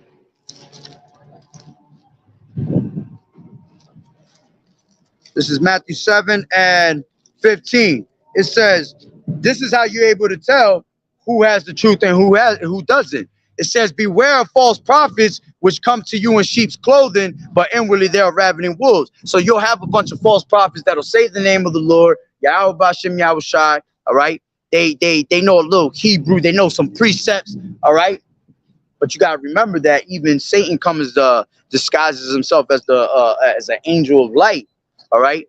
So if you don't have the spirit of discernment, all right, you're gonna be easily fooled. Because you're gonna think just because you just heard. It's like the same thing with it's the same thing with the women too. Not every woman that wears a fucking head wrap is a holy woman, and not every man that you see with a garment on teaching is a righteous man that's really teaching the word, man. You have to test the spirits. All right, you got to try the spirits to see what they're really about. So it tells you what it says: beware of false prophets which come to you in sheep's clothing, but inwardly they are ravening wolves. Ye shall know them by their fruits. Do men gather grapes of thorns or figs of thistles? It says, even so every good tree bringeth forth good fruit, but a corrupt tree bringeth forth evil fruit. A good tree cannot bring forth evil fruit, neither can a corrupt tree bring forth good fruit. Every tree that bringeth not forth good fruit is hewn down and cast into the fire. Wherefore by their fruits ye shall know them. Okay? Not everyone that saith unto me, Lord, Lord, shall enter into the kingdom of heaven, but he that does the will of my Father, which is in heaven. Many will say to me in that day, Lord, Lord, have we not prophesied in thy names, and in thy names cast out devils, and in thy name done many wonderful works? And then will I profess unto them, I never knew you. Depart from me, you workers of iniquity. You see? So if you have the spirit of discernment, you're able to tell through the fruit of their spirit, man. If they're preaching out real doctrine, true doctrine, you know, because a real brother's not going to mislead you, man. Even if a brother has a slip of a tongue, a brother's going to correct himself. You know, I remember when I first came out on these highways and hedges, I was a little shook and all that. I still came out in the faith of the Lord and in hopes that the Lord got me. You know what I'm saying? But I was still a little nervous. And anytime I ever felt like I had said something wrong, boy, I had to pray on it. You know what I'm saying? I would pray at the end of my session on my highways and hedges, and I would just ask the Lord, please show me if I misled anybody. You know what I'm saying? Or if I did mislead or say anything wrong, Salakia. Because, we're not perfect. This is a learning process. You know what I'm saying? We're trying to strive for the masteries like the scriptures tell you. So you're striving to be the best at your talent that the Lord has given you. All right. But again, if you have the spirit of discernment, you're able to tell who's misleading the flock and who's not. Because the scriptures tell you you're not going to be able to deceive the elect. So that means that the elect is going to have the spirit of discernment to not be deceived. Whether it's Israelites trying to deceive them, whether it's Esau and these other nations trying to deceive them, it wouldn't matter. We're going to see that shit way before it even happened. We literally see it while it's in your mind and you're thinking it, because we already, through the spirit and us knowing this truth, we're able to know how people function, basically, man. Scriptures tell you all that, man. Tell you how people move and how we're supposed to move, all that. So you do your homework so you can be able to discern who has true doctrine and who doesn't. Because a little leaven leaveneth the whole lump. So if you're off on one little thing, your whole doctrine is off, man. So it could be that one little thing that they're deceiving you with that has you all confused. And it's because that one little thing. It's like, as a matter of fact, like I was talking to one of my homegirls yesterday. You know, she was telling me some shit. And it's funny because I be trying to teach her the truth. You know what I'm saying? But she's on point. She sees everything we're saying, right? But what's fucking her up is that she keeps calling on Caesar Borgia. And then she sits there and wonders why she goes through the shit she goes through. And I keep telling her, I'm like, yo, you on point. I know you understand. You're very intelligent, this and that. But yo, what's messing you up is that when you go to pray, you keep praying on that damn name, man. That's that stronghold on them. Something so small, that one little thing, which is the biggest thing, because the name is the most important thing. You understand? But what I'm saying is just one little thing was basically messing up her whole game for her to get this truth. And she's not going to get it either. Because if she was to get it, she would have got it already. You know what I'm saying? The scriptures tell you that after, after one or two admonitions, reject the heretic, man. You only got to tell them once or twice, man. Possibly 3 times. They don't get it, man. It's not meant for them to get it. You're not supposed to continually keep trying to preach it to that person. You know? And it can happen because, you know, sometimes it'll be like family members and things like that. So, you know, like sometimes I've been trying to get my dad to listen for the longest and he don't listen. But, you know, you can understand why I keep telling them because that's my pops. So certain situations like that, you'll keep trying to get to somebody, but you can still see that they're never going to get it because they don't have that discernment. They don't have the true belief, you know, to receive the truth. And ultimately, they're just not chosen from the foundation of the earth. And Lord willing, us that are still able to perceive and continually keep perceiving, because you could perceive it one day and the next day you don't perceive it. Because you can be taken and replaced out of this truth any damn time, bro. You understand? So you don't want an example. An example would be somebody like Nathaniel. You see? He knew the name. Look at him now. Bugged out. All because of a money bag, you know? So it'd be the littlest things, man. One little thing that could mess up your whole doctrine. All right? That's why it's important to have the spirit of discernment. So you're gonna be able to tell by their fruits of what they're preaching. Okay? When something is righteous, man, you can just feel it through the spirit is righteous. Your spirit will tell you it's the right thing. Matter of fact, scriptures tell you that you're going to hear that voice behind you and it's going to lead you and it's going to tell you to come walk in that way. Let's grab that real quick. That's in Isaiah 30.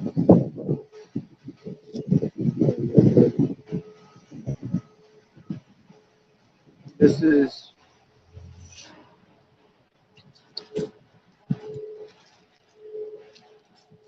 Isaiah 30. Yeah, Isaiah 30 and 20. It says, and though the Lord give you the bread of adversity and the water of affliction, yet shall not thy teachers be removed into a corner anymore, but thine eyes shall see thy teachers. And you see your teachers. This is why you're supposed to be on the chief place of concourse, on the highways and hedges, man, so everybody can see you. All right? So you can make a fool of yourself for YAHAWAH'S sake. Okay? It says,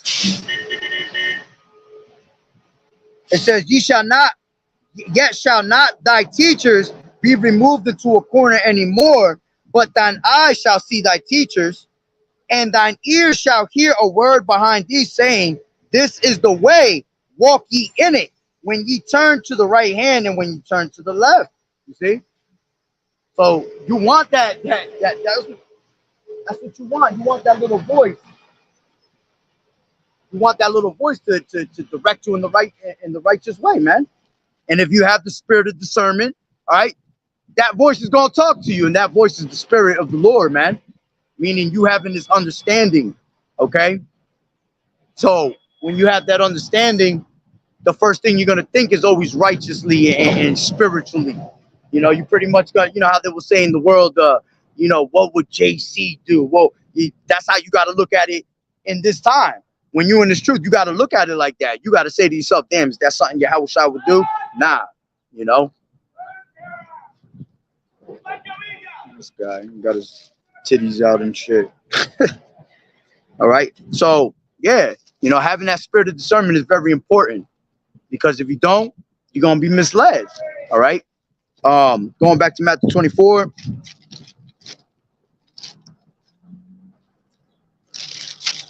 And it says, oh, one more, hold on.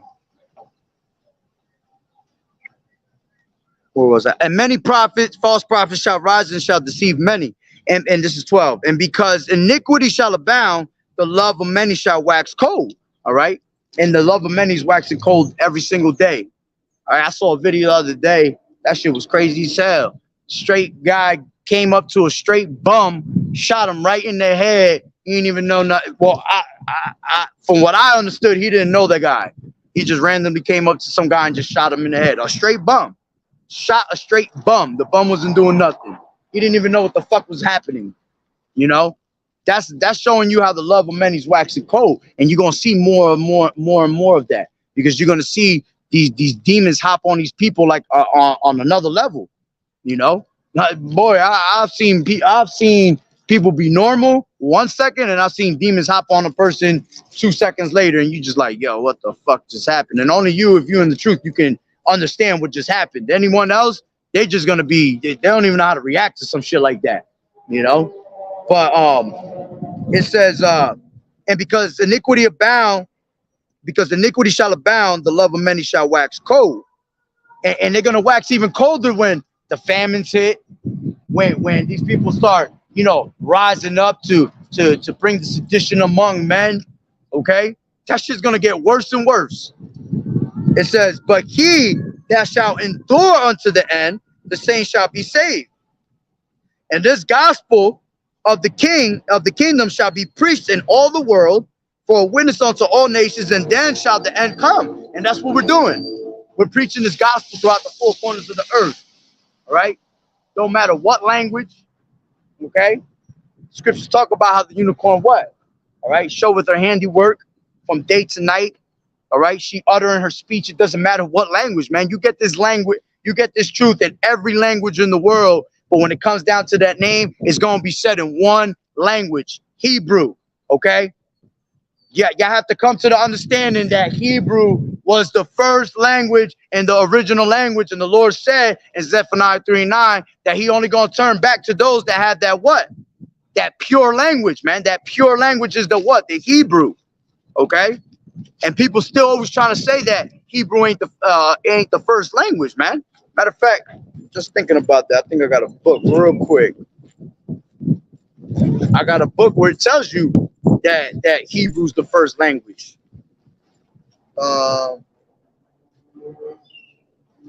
In 1 second, I'll just bring it out for edification. This is called the Ancient Hebrew Language and Alphabet, right? And it says,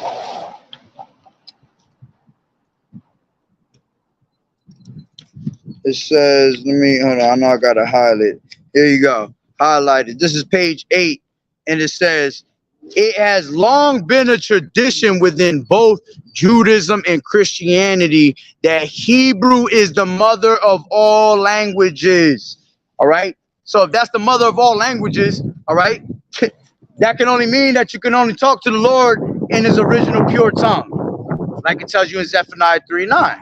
All right. This is why we try to encourage brothers to learn the Hebrew and the sisters to read the Hebrew, you know.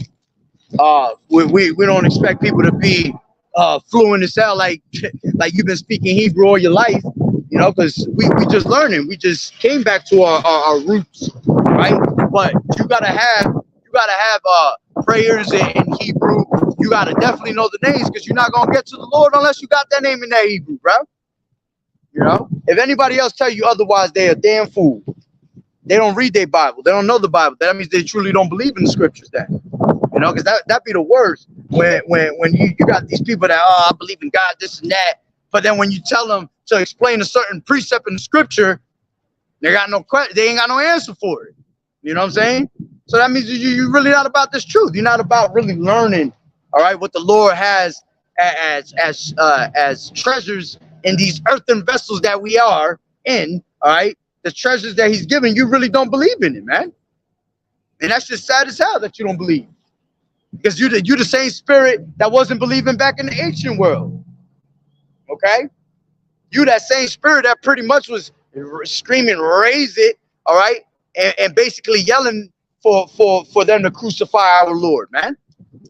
You that same spirit, all right. As a matter of fact, you had he had brothers and sisters that didn't believe, man. He had two brothers that believed. Yahawashi had two brothers that believed and two brothers that didn't. Sisters didn't believe, you know. That's why it says that he came to his own, all right. He came to his own and they believed him not. And it's the same thing today. Here it is. He's coming to his own through the prophets, coming out on these highways and hedges through the spirit, giving you your truth, giving you the good news, and you still don't believe that shit. All right? You'll still believe the bullshit that they teaching you over here on this side, man. You'll believe you're an African. You believe that these Amalekites are the real Jews and shit like that. You know what I'm saying? You believe that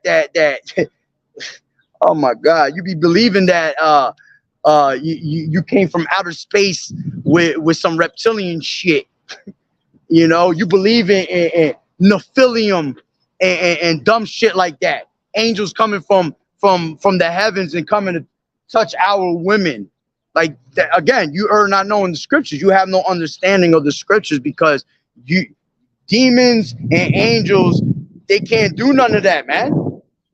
They're angels and demons. They do what demons are supposed to go into your mind and plague your mind. All right. And angels, you can speak to angels, that's for sure, because sometimes you might just run into a stranger and that's a whole angel unaware without you knowing, you know.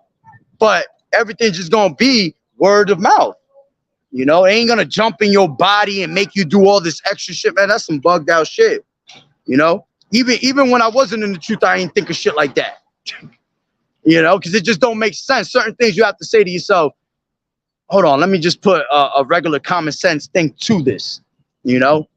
If you really realize our people, especially here in America, they have no fucking common sense, yo.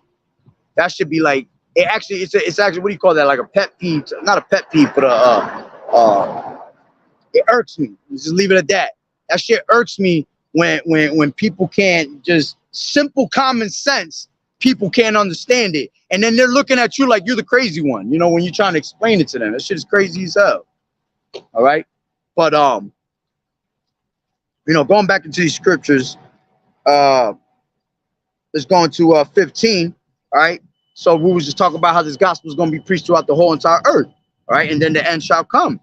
And this is what's happening. It's being preached throughout the four corners. And that's why the end is creeping up slowly but surely right in front of your face. And it says, when ye therefore shall see the abomination of desolation spoken of by Daniel the prophet, standing in the holy place, whoso readeth, let him understand. And this time this is talking about 70 AD. All right. But like this verse right here, you can relate this to the times of today. All right. It says, then let them which be in Judea flee into the mountains. Salaka, that's not the one I'm talking about, but coming down to it. It says, let him which is on the housetop not come down to take anything out of his house, neither let him which is in the field return back to his clothes. And woe unto them that are with child, and to them that give suck in those days. And you know, again, that's in the time of 70 AD, but same thing. You don't want to be having children in these times, man, because with all the famine that's about to come upon us, with all the destruction that's about to come upon us, that's something that you got to worry about even more, you know, and that could become it could mess with your head. Satan could use that to mess with your head. You know, you want to stay focused as much as you can. So, you know, having children in these last days, man, it ain't the smartest thing.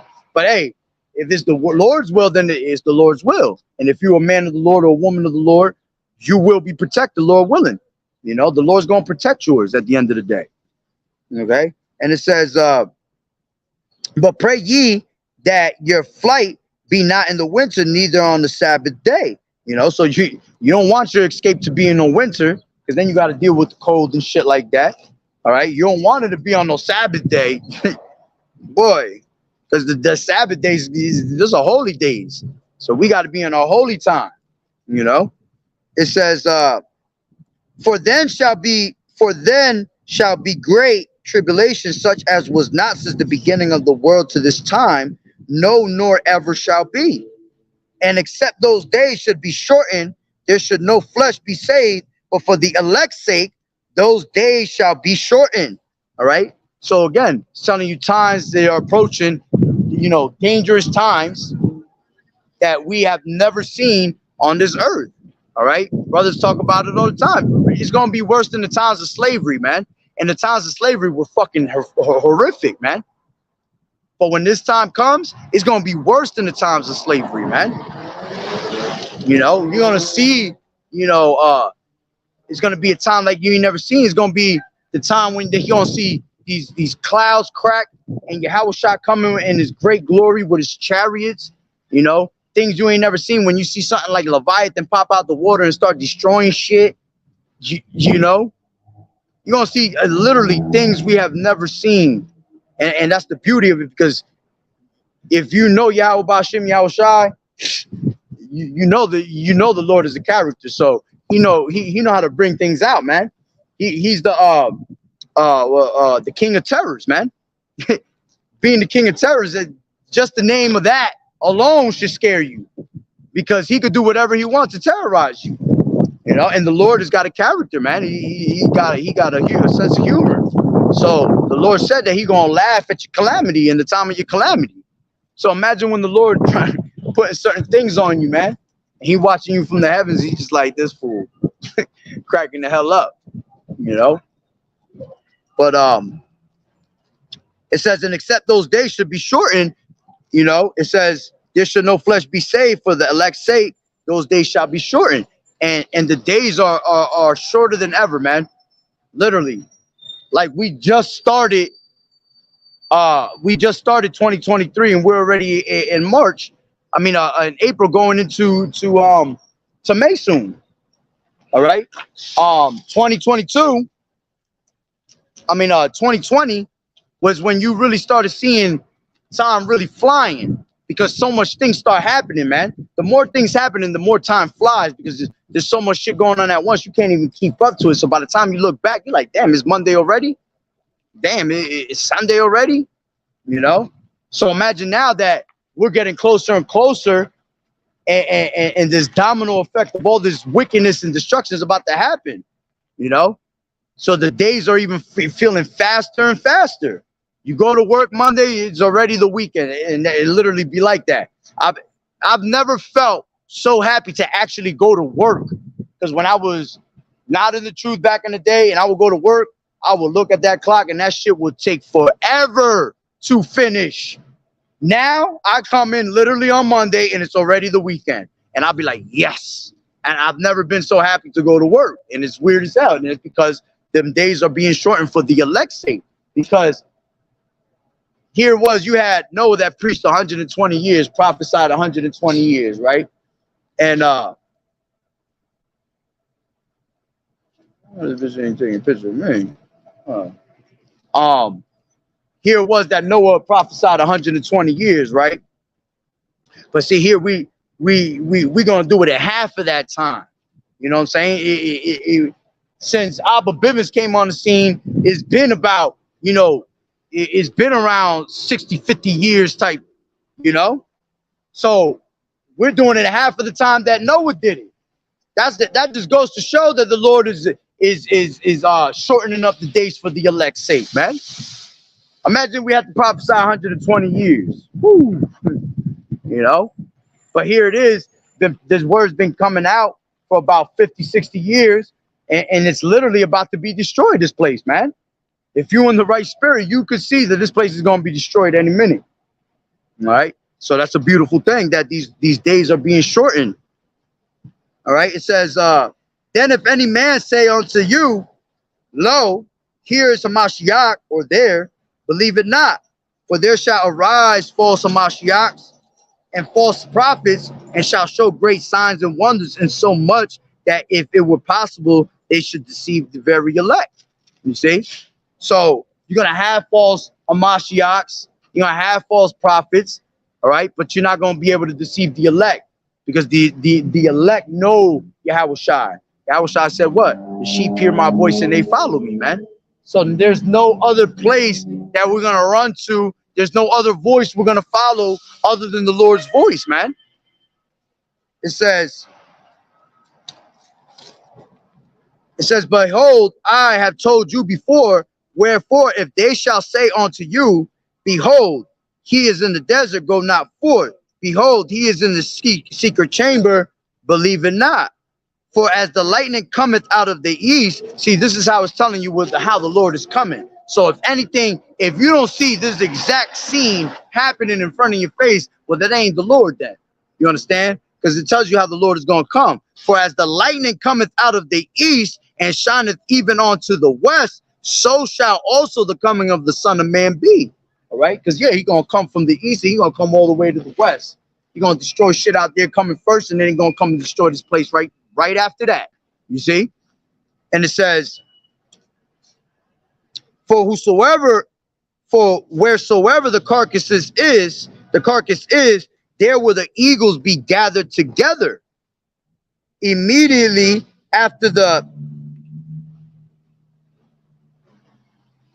yeah, and that's talking about the chariots too. So like I was just reading something else though. I had a little note on the side, but that's talking about the chariots. It's talking about where the carcasses are. All right, that's where the eagles should be. Yeah, because the carcasses is the dead, the people that are prepared to be destroyed. Those are the carcasses. The eagles is representation of the chariots. All right, coming with Yahawashi. All right, because the Lord, what did Enoch say? That the Lord shall come with 10,000s of the saints, man. So the Lord gonna come with his angels, man, and the rest of the chariots. All right. It says, immediately after the tribulation of those days shall the sun be darkened, and the moon shall not give her light, and the stars shall fall from heaven, and the powers of the heavens shall be shaken. And that's talking about the missiles, man. All right. Once this, there ain't gonna be no sunlight up in here. All right. Once the missiles hit, man. Once the missiles hit, and Yahawashi come with his chariot, the chariot itself is gonna be able to cover the sun, man. You ain't never gonna be able to see the region like Ezra said, man. He couldn't see the region ahead of him because the chariot was so big. Okay, it says, and then shall appear the sign of the Son of Man in heaven, and then shall all the tribes of the earth mourn, and they shall see the Son of Man coming in the clouds of heaven with power and great glory. And he shall send his angels with a great sound of a trumpet, and they shall gather together his elect from the four winds, from one end of the heaven, Salakia, from one end of heaven to the other. You see? And that's not, you have to understand, because you got the three heavens. You got the heaven, earth right here. This is considered as one heaven. That's the first heaven. The second heaven is space. All right, the firmament. And then you got the third heaven, which will be what? The spiritual world. Okay? So it says, Salakia. So it said, he shall gather together his elect from the four winds, from one end of heaven to the other. You know, that just so you don't get confused, that's literally still meaning here on earth, because this is considered that first heaven, from one end of the earth to the other end of the earth. Okay? It says, now learn the parable of the fig tree. When his branch is yet tender and putteth forth leaves, ye know that summer is nigh. So likewise ye, when ye shall see all these things, know that it is near, even at the doors. And this is why I don't understand why, if these people are reading the Bible, how the hell do you not see this? But well, we do understand is because the Lord has blocked them from that understanding. But still, I can't wrap my head like, damn, some of it just be so easy. You know what I'm saying? Again, scriptures are metaphorically, brought out also, but there are also certain times when the scriptures are just straight to the point, face value. So it's telling you right here that what? Salakia. When you shall see all these things, know that it is near, even at the doors. All right. So when all these things start happening right before your eyes, know that the Lord is coming around our way. This is how we know that we're in that time frame of the end coming to pass. It says, It says, verily I say unto you, this generation shall not pass till all these things be fulfilled. You see, so everything that's written in these scriptures have to be fulfilled. All right. Every dot, every what would it say? Every jot, every tittle. All right. Every single thing that's written in these scriptures have to come to pass, because it ain't coming to pass. All right. It says, heaven and earth shall pass away, but my words shall not pass away. And they're not. The words are going to endure forever. Because even when we make the kingdom, all right, prophecy's still going to be running. This word's still going to be in play. Because the prophecy of these damn devils going into slavery, all right, so-called white man, these other nations, they all got to go into slavery. So that's it being fulfilled through prophecy, all right? So this word is going to continue to endure forever. It says, but of that day and hour knoweth no man, no, not the angels of heaven, but my Father only. And nobody knows the day. Only the Lord himself, the Father, knows the day. Not even the Son knows the day. Not even the angels. But the Lord said that he was going to leave you with what? He was going to leave you with signs to know what time it is. Okay? Matter of fact, he told you what? You could discern the skies. You could tell people the weather and shit. All right, but you can't discern the time frame that we in of the end. Slavery, man. Huh? Democrats started slavery. Yeah, they're going into slavery too. And I ain't gonna say he probably going into slavery with him. He might be a Jake, but nigga was red as hell. He was red as shit, boy. He had a whole foolish smile. My bad. Let me get back to this. It says, verily I say unto you, this generation shall not pass away, shall not pass, till all these things be fulfilled. Heaven and earth shall pass away, but my word shall not pass away. But of that day and hour knoweth no man, no, not the angels of heaven, but my Father only. But as the days of Noah were, so shall also the coming of the Son of Man be. As in the days that were before the flood, they were eating and drinking, marrying and giving in marriage, until the day that Noah entered into the ark. Same thing that's being done today. Same time of Noah, same time of Lot, partying, having a good old time, giving themselves up to the lust of their desires, giving up to uncleanness, all right? All that wicked shit. And what ended up happening? The flood came and took them away. So it's the same thing that's going to happen over here. Those same spirits that were back in those days are right here today. And they still sleep. They ain't wake up since they ain't learned their lesson from the last time. They still here doing the same shit. So they're going to be taken away, but not by water in the flood. They're going to be taken away by straight fire. You understand? So nuclear missiles. So it says, but as the days of Noah were, so shall also the Son of Man, the coming of the Son of Man be. For as the days that were before the flood, they were eating and drinking, marrying and giving in marriage until the day that Noah entered into the ark, and knew not until the flood came and took them all away. So shall also the coming of the Son of Man be. Then shall two be in the field, and the one shall be taken and the other left. 2 women shall be grinding at the mill, one shall be taken and one shall be left. Yeah, because it's going to be 2/3 of our people that's got to die. So 1 out of every 3 Israelites is going to be saved.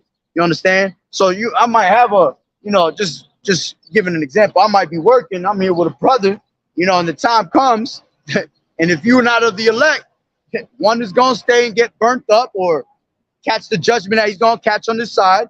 The other ones is going to be burnt, is going to be beamed up into them chariots. You see? And as a matter of fact, that's literally talking about when the missiles come. So if you don't make it on that chariot, you toasted almonds, man. All right. This is Slovakia. Oh, it says, watch there. It says, watch therefore, for ye know not what hour your Lord does come. But know this, that if the good man of the house had known in what watch the thief would come, he would have watched and would have not suffered his house to be broken up. You see? So this is why you got to stay on point and stay spiritually in tune with the Lord, man, so you don't suffer your house to be broken up, man. And it starts with you men, because the men is the leader of the household, man. the master of the house. So if the man is out of order, his whole house is out of order. All right, you got to make sure that you're in order, so your whole house is in order and your whole house is protected. It says, therefore be ye also ready, for in such an hour as you think not, the Son of Man cometh. Who then is a faithful and wise servant, whom his Lord has made ruler over his household, to give them meat in due season? Blessed is that servant whom his Lord, when he cometh, shall find so doing. Verily I say unto you, and he shall make him ruler over all his goods. But if that evil servant shall say in his heart, my Lord delayeth his coming, and you got that mentality running today, boy. A lot of people have that mentality of, where's the Lord? Where's the Lord? This and that. And it's funny because when they say that shit, I look at them and I say the same shit right back. I'll be like, well, where your JC at? Because we've been hearing about JC all our fucking lives, and I haven't seen not one change in this shit. All right? But see, you ain't hear YAHAWAH'S Yahawashi all your life. Why? Because this truth was hidden from us for a while. So we didn't know that. That's why, let's grab that real quick. Second Ezra's.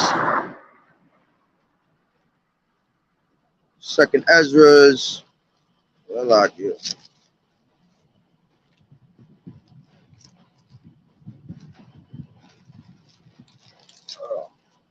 Yeah, I think I put a cramp of air on my rib, boy.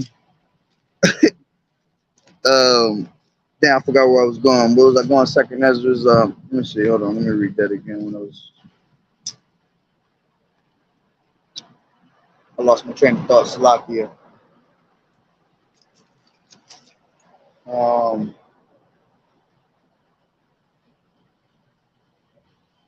Oh my.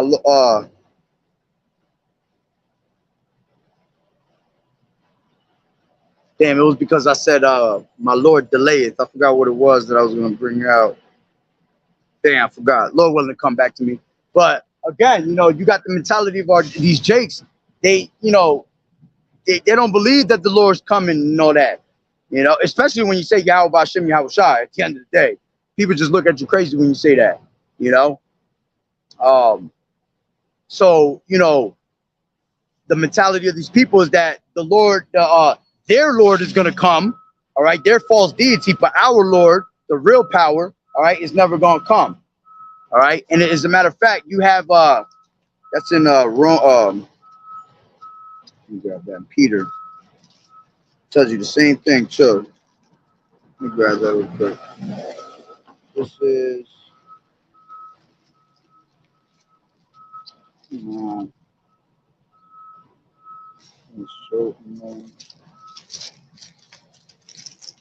time to break out that other Bible, that brand new Bible I got just sitting. But you know how it is when you get attached to one Bible, you just love that one Bible because they got all your notes in it. This is 2 Peter's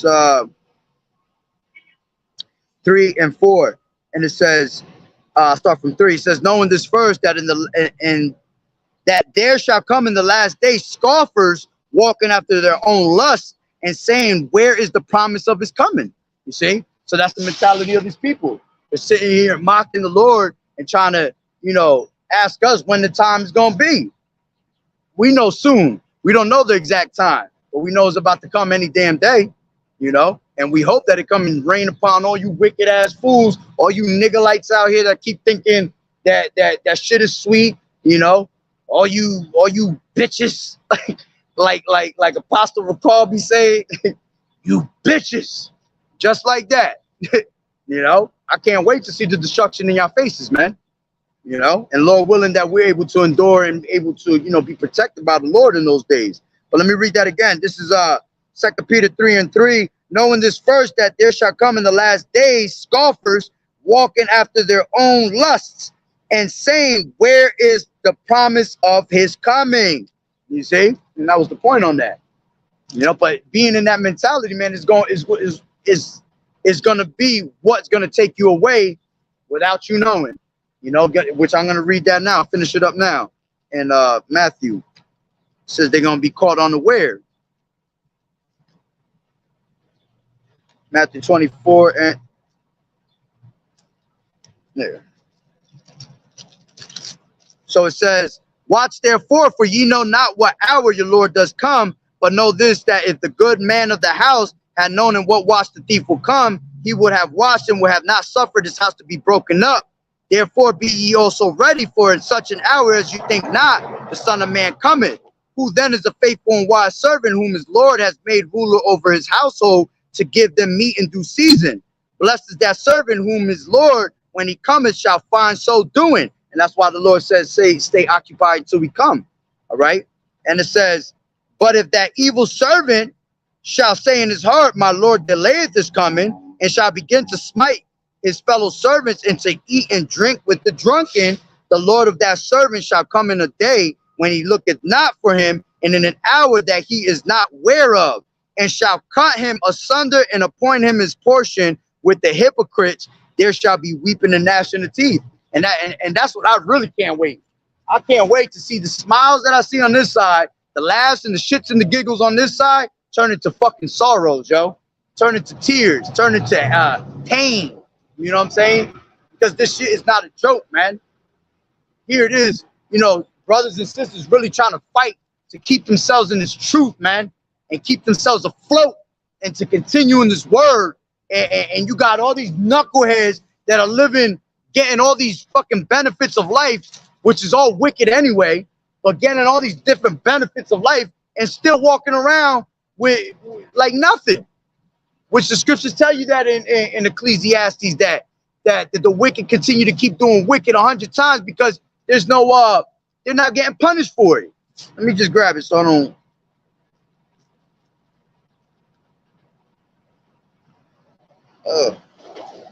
This is 8 and 13, Ecclesiastes. It says 8 and 11.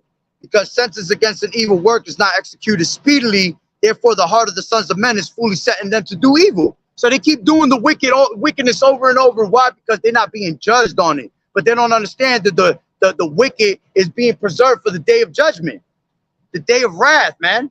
The Lord literally, oh man, the Lord is letting you bring sin upon sin and letting you stack them sins all the way up to the heavens, man. So when your ass comes to be destroyed, there's no question about it. You know what I'm saying? There's no, I feel bad. Oh, let me give him a chance. No, you're going to get it and you're going to be destroyed and that's it. You see?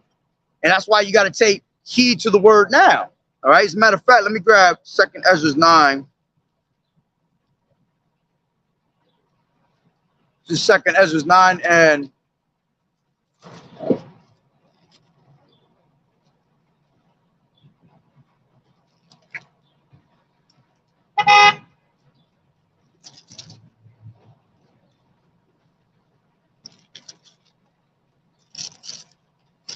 Second Ezra 9, and I'll start from 8.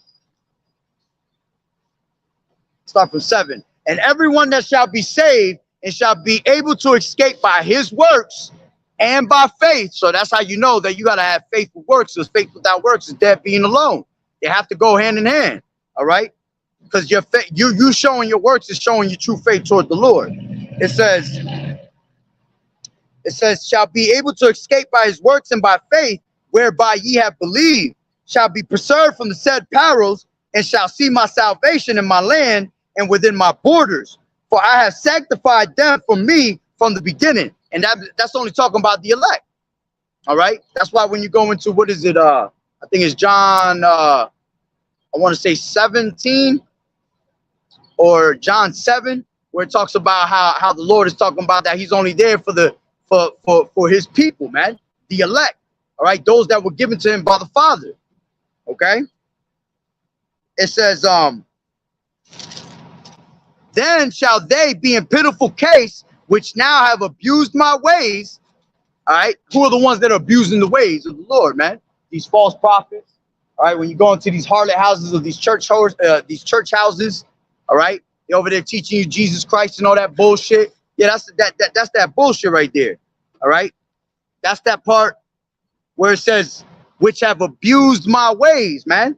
They took the Lord's word, all right, and they're abusing the word, by teaching you false doctrine, man. Okay? Even people that are in this truth, that know the truth, are abusing his word, man. You see? It says, Then shall they be in pitiful case which have now abused my ways, and they that have cast them away despitefully. Yeah. Those that are walking past by every time here and they just look at you and keep it moving. You got some people scream and tell you to shut the fuck up from a distance. You know? You got people like these Amalekites, they'll sit in these windows and they'll call the police and shit like that. Yeah, they despise the word. All right. Our 2/3 despise the word and push it to the side. All right. Like it tells you in was that yeah, I forgot that one for a second. 7 and 11. Zechariah, there you go. Zechariah 7 and 11. All right. They turn the shoulder. They give that, they give you that rejection button, man. But see, you're not rejecting me. You're rejecting YAHAWAH'S Yahawashi. That shit don't bother me. You know, you just prove a point to me. You must be part of the 2/3. And you can't even say that because there's gonna be people that wake up in the last minute, you know. But for the most part, you're looking like 2/3. Okay, so it says, oh shit. So it says, being in pitiful case which have now abused my ways, and they that have cast them away despitefully shall dwell in torments. For such as in their life have received benefits and have not known me yet. And that's what I mean. These wicked niggas, man, these niggalites out here, all right? These people out here being wicked as hell and getting everything they want, man. You know, because that's what Satan does. Satan give you what you want when you want to be wicked, you know? But it says, it says, have now abused my ways, and they that have cast them away despitefully shall dwell in torments. See, so that's what's coming towards you, torments. All right, you're going to be tormented on a daily basis. When they put your ass in them FEMA camps, all right, they're going to torture your ass in there, man.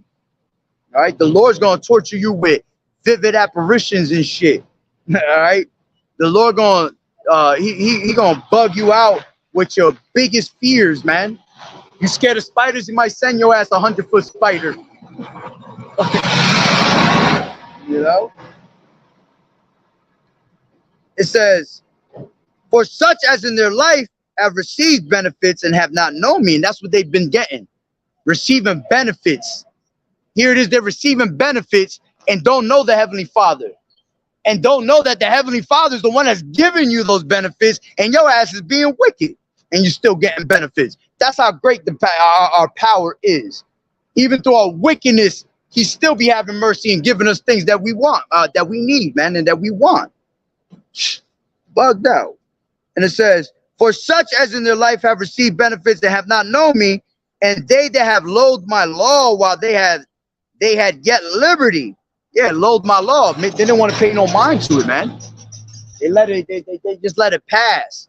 Like the laws that the Lord has given us are irrelevant as hell. You know? Why? Because to them, it doesn't match Esau's law. So it's not the right thing. You know? It's too boring for them. It has no fun in it. You know? That's how these people are. These people are all about having a fucking good time and having fun.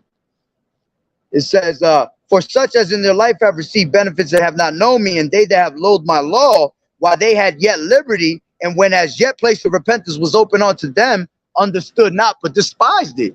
And we're giving the Lord, not us, the Lord is giving you the chance to repent and come back to him, man.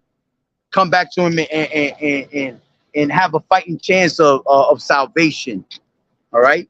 But you despised the law. All right. You was mocking prophets. You received all these benefits and didn't want to know the Lord. They didn't even want to thank the Lord for it. You see? So what happens? You're going to have to learn. It says, when place of repentance was open unto them, understood not, but despised it. It says, the same must know it after death by pain. You see? So where the hell did these people get that? Oh, the Lord is going to come with, you know, with gummy bears and lollipops, man. Hell no, man. The Lord coming to destroy. He's coming to destroy you and judge you according to the ways that you've walked in the society, man, and in your past lives, man. You know, you can't escape the judgment of the Lord. Everything. See, if you understand reincarnation, after death is when the judgment comes. So every time that you die, all right, when you come back in your next life is going to determine if you were, it's going to determine if you were a wicked ass nigga or if you was a righteous person. You see? Because if your ass get put to death, well, that means that was judgment, because the Lord said, whoever perished being innocent, you know? So that means that your ass got put to death for a reason, you know? So you want to make sure that you try to repent so you don't have to go through that. Okay? But hey, I'm gonna end it there. I'm gonna end it there through the spirit. So Lord willing that the lesson was edifying.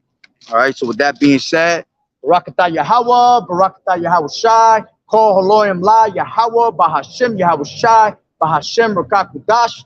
Double honors to the elders and apostles of Great Millstone who rule well. Blessings and salutations to the hopeful elect that scattered abroad, the Akim and the Akwat that was listening in. Yahweh Ratazah, Lord willing that the lesson was edifying. So the next one, Shalom, Yahweh Bashem Yahweh Shai Barakatah. Shalom.